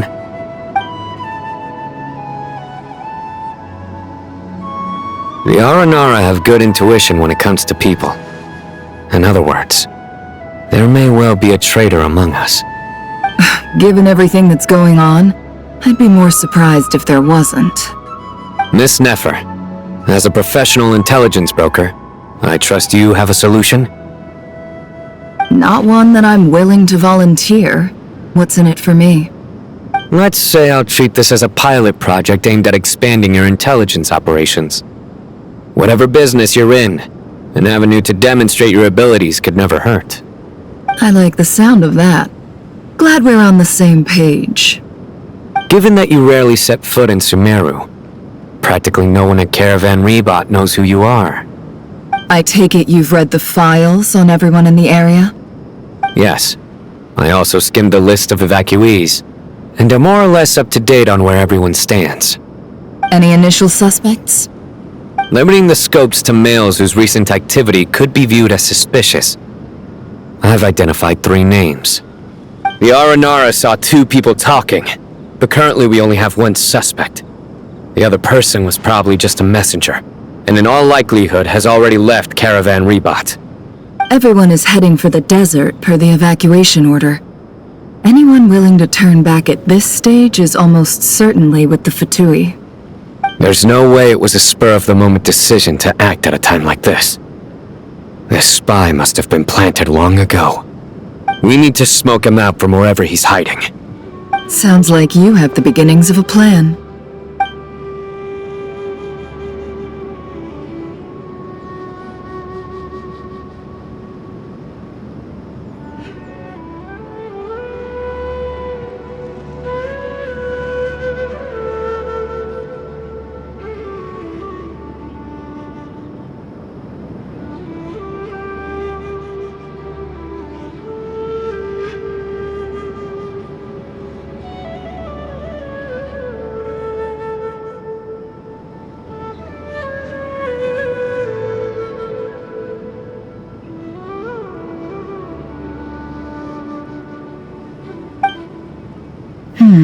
I see.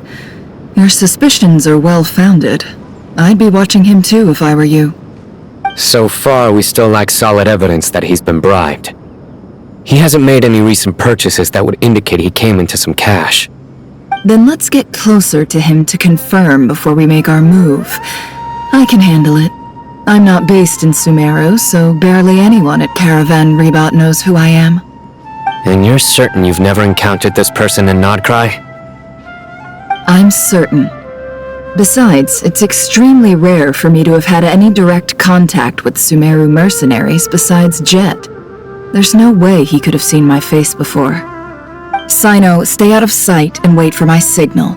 If he raises any red flags, I'll bring him toward the main road. Understood. I'll take it from there. Excellent. Well, it's a pleasure working with you.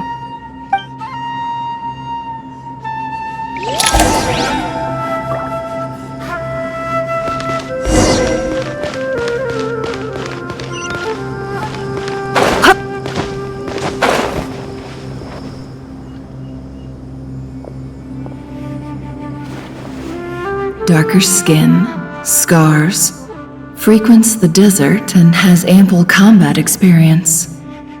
Nothing unusual about how he dresses or acts. What's that he's looking at?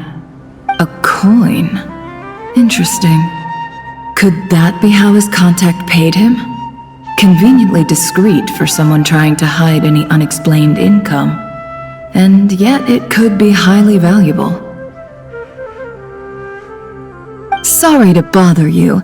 Has everyone here already left? I don't suppose you happen to see a lady wearing a hat? Ma'am, what are you doing in Caravan Rebot all by yourself? The main group evacuated some time ago. Didn't you pass them on the road? My friend and I lost some of our cargo along the way.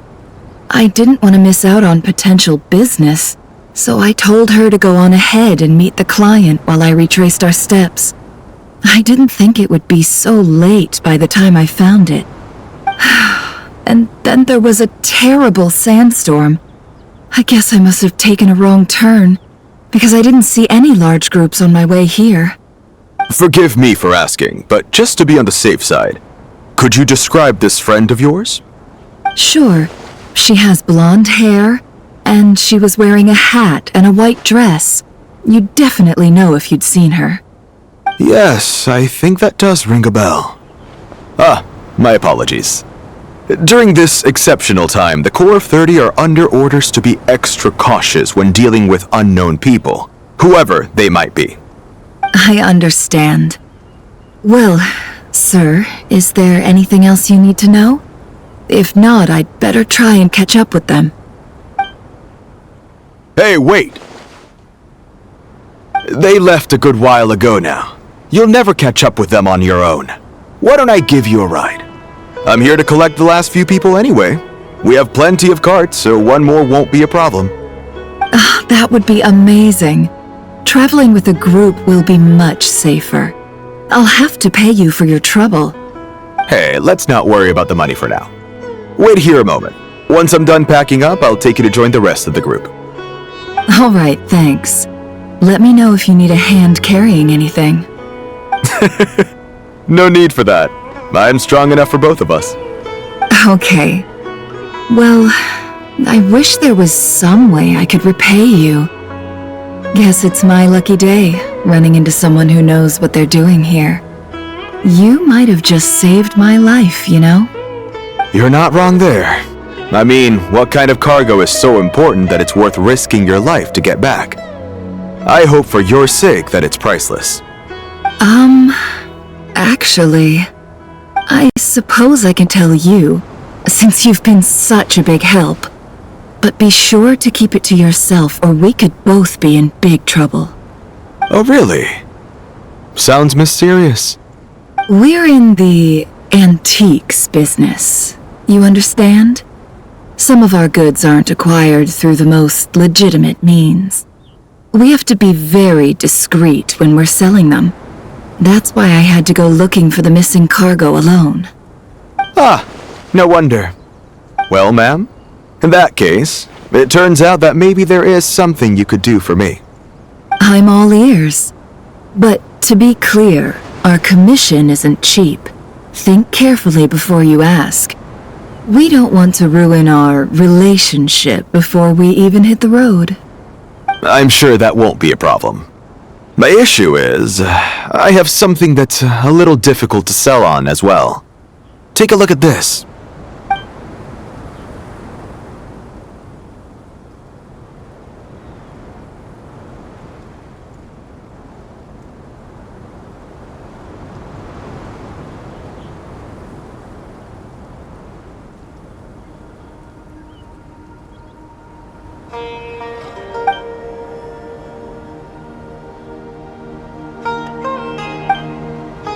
Pure gold. That's quite something. How'd you come across it? Dig it out of some ancient tomb? If you look hard enough, there are many treasures to be found in the mausoleum of King Deshret. It has no distinct Snezhnayan markings. That'll be why he's going with that story. And he clearly doesn't want to arouse suspicion, so he's on the lookout for an opportunity to make a quiet trade. Surely you have an existing business partner. Won't they take it off your hands? I hope I won't be attracting the wrath of my competitors by helping you sell this. The shop I used to work with is having cash flow issues at the moment after losing some money. I'm under enough pressure as it is without having to deal with them. On the off chance anything went wrong, I'd never get my money back. I understand. Gold is the last thing that traders with cash flow problems want to see. Well, in that case, I think we can work something out. As it happens, I'm just about done packing. Shall we make a move? Sure. Let's walk and talk. This evacuation was a huge operation. They needed a few people to stay behind and tie up loose ends. And I ended up being one of them. You're lucky you ran into us in time. I certainly am. I don't know how this happened. One thing led to another, and look how it ended up. I just hope our client doesn't get spooked and cancel their order. Fingers crossed.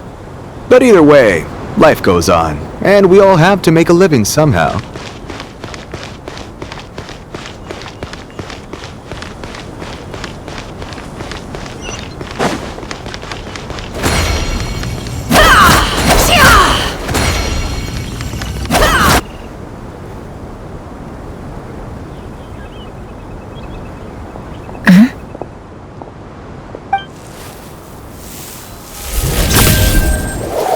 Hands where I can see them!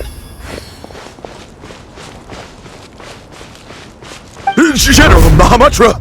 No, wait! What are you doing?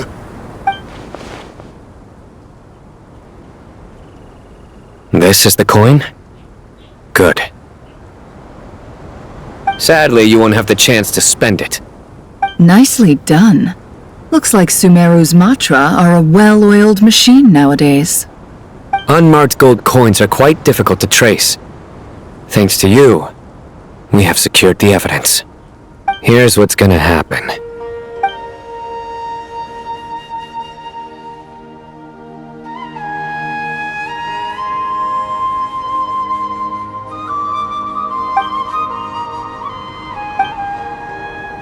Southeast from here, leeward side of the hill. That's where he's meeting his contact. Great work. Candace tells me your interrogation skills are highly effective. Hers are quickly catching up. She's improved a lot in recent years. Looks like it's over to you for the next step. Because I'm quickest on my feet? Because you know how to trail a target. Plus, it'll be easier to monitor their activity from the air. Fine. I'll be quick. One more thing. The Traveler just brought a message from the Dendro Archon. Once you're done with this, we're to meet up at the mausoleum of King Deshret. Got it. Will do. Are you sure you'll be okay on your own? Gee, I don't know. Maybe you should come with me. Okay. Then Paimon's coming with you. Really? You do know this is a stealth operation, right? Meaning, You have to be quiet? Paimon, are you sure about this? Well, Paimon at least wants to give it a shot. Like everyone says, if you never try, you'll never know. Besides, being the best guide in Tibet has to count for something. This should be a piece of cake. Fine. Join me if you want. But be warned, if anything goes wrong, I'll have to gag you and shove you into a bush. No need! Paimon will be super careful. Promise! Good. Then what are we waiting for? Let's go. Ah! Coming! Coming!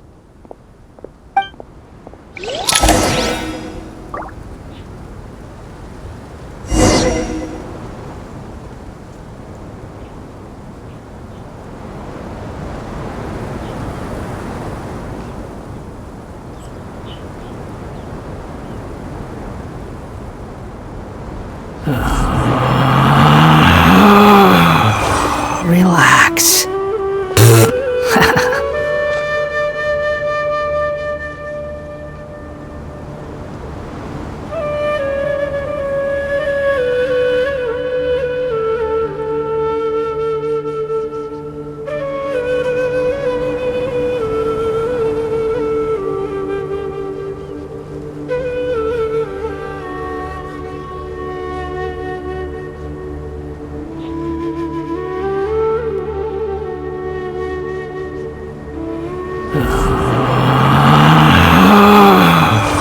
Relax.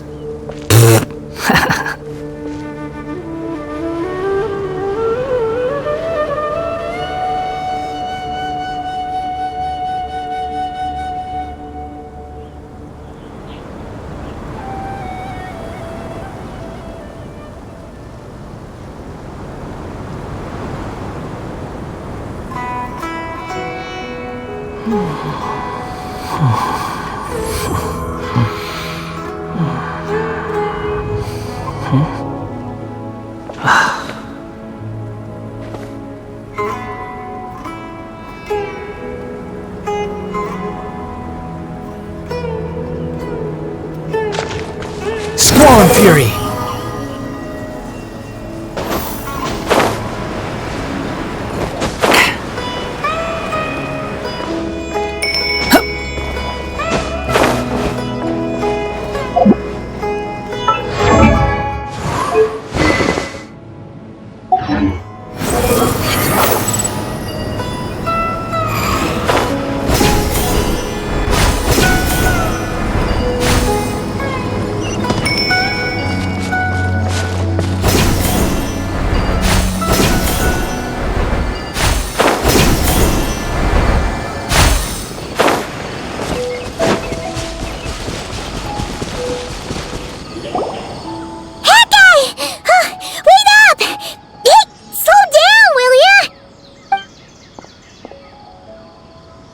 We're here.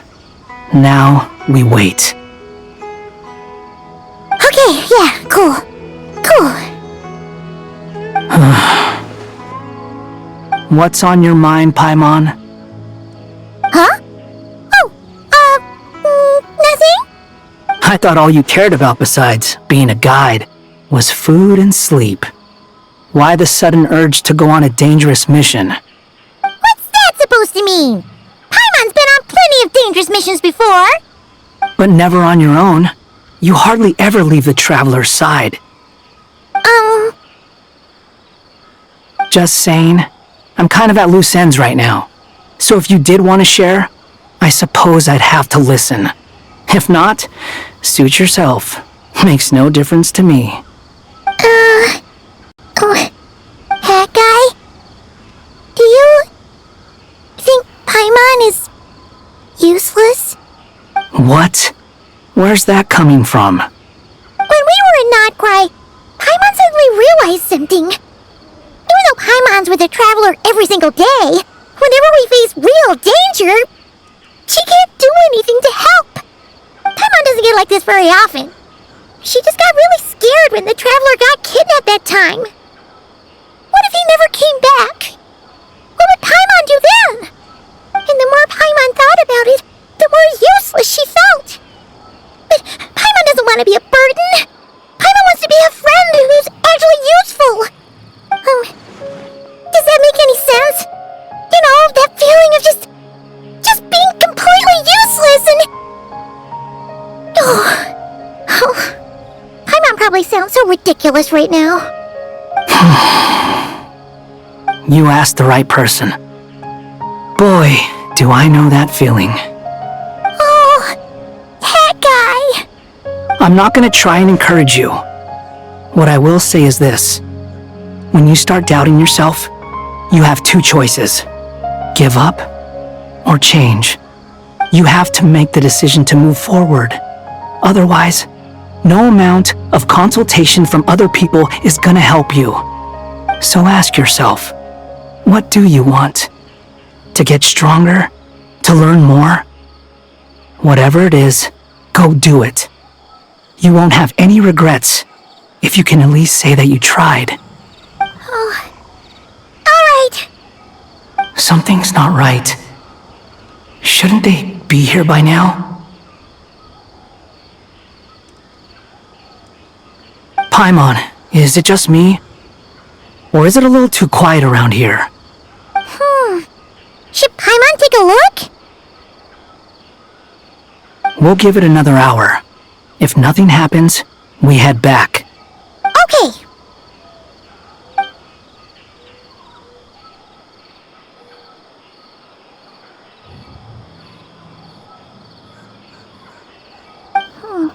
How strange. We've been here for ages. Where the heck are they? Have we been stood up? What is it? Did you think of something? Something feels off about this whole situation, but I can't quite explain why. We know for sure that the guy Sinocot had something set up, yet somehow his contact is a no-show. So, either the handler got caught, or, more likely, they decided to cut our guy loose. How would they know to do that? Wouldn't they at least send someone here to check things out? That's the problem. They couldn't possibly know what's happening here. Unless... This feels all too familiar. Come on, let's head back.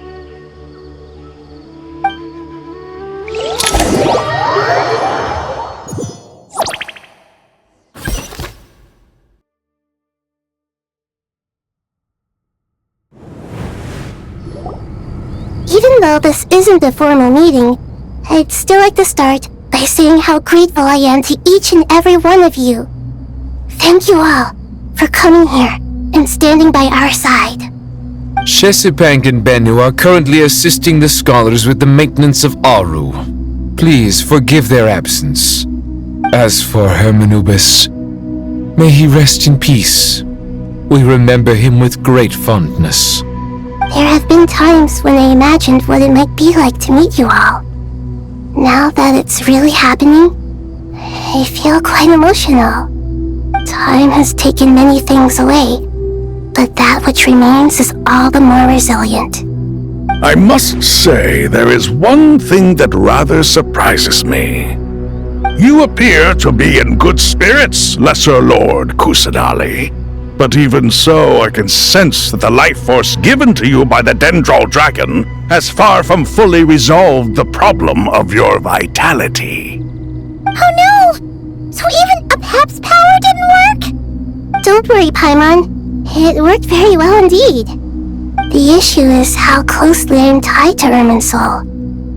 Until the problem with it is resolved, there is no way I can fully recover. Sumeru has undergone tremendous changes during your absence. When gods pass away, inevitably, people's faith in them grows weaker. You must have sensed it already. Your power is not what it once was. Regrettably, this is true. I too have grown weaker due to the effects of Irminsul. Right now, we're all in quite a sorry state. Then what do you suggest? We take all the help we can get. Sumeru is our shared home. You and I, gods and humans alike. We must unite all our strength in this moment. Though Al-Ahmar is no longer with us, the alliance between the three gods remains in force. Regardless, as subjects of our king, we have a responsibility to support Sumeru through this catastrophe. Not to mention that it was the people of Sumeru who released us from this prison of Aru. Times have changed, and the people of today possess greater wisdom than those of the past. You really know how to give a rousing speech, Goti. Now then, let us learn more about your plan. The brightest minds of the Sumeru Academia are busy opening and renovating Aru. They claim it has something to do with Irminsul? Correct. Irminsul has existed in Teyvat since the very beginning. But during the Age of the Dragons, it did not possess the significance it holds today. After the heavenly principles arrived, the power of the Light Realm was divided into elemental energy, and Irminsul was refashioned as a device that records and preserves all information. Since then, everything in this world has been inextricably linked to it. As the Dendro Archon, I have a duty to protect Irminsul. To Sumeru, it is both a national treasure and undeniably a major threat. Teyvat has seen many upheavals in the last few years. The most recent of these was a major crisis in NodKrai, which forced Sumeru to be even more vigilant than usual. I made sure to monitor all the pathways through which an outsider could potentially transmit themselves into Irminsul. But despite my efforts, a major problem still arose within. I still believe that someone has actively invaded Irminsul. But rather than taking any of the pathways I referred to, the intruder chose instead to utilize the most direct route, and the only one that cannot be protected against, by entering Irminsul through death. I see what you mean. You cannot simply stop all deceased souls from returning to the ley lines because of a potential invasion that could occur at any time. That's right. As important as it is to guard against external threats, I couldn't allow myself to stop the souls of the departed from finding peace. Please, understand how difficult this predicament was for the Dendro Archon. Defense has never been an easy task. After Irminsul was invaded, my authority was quickly restricted. Soon after that, the tree began denying access to any connections. I'm sure you feel responsible, but you are not to blame. No one can predict every possible disaster. There will always be trials and tribulations for the world to endure. But the people of Sumeru should not have to endure this. We must find a way to break through the lockdown and connect to Irminsul. And this is why you need Aru. Yes. The only thing in Sumeru capable of rivaling Irminsul in terms of overall function and performance is Al-Ahmar's legacy, Aru. All I managed to do before falling into a coma was make some minor adjustments to Irminsul.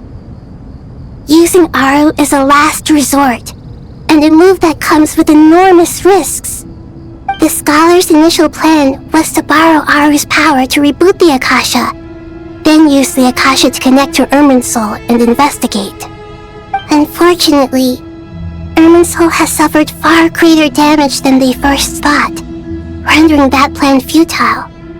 To rise to the challenge, we had to resort to a more extreme and far costlier means.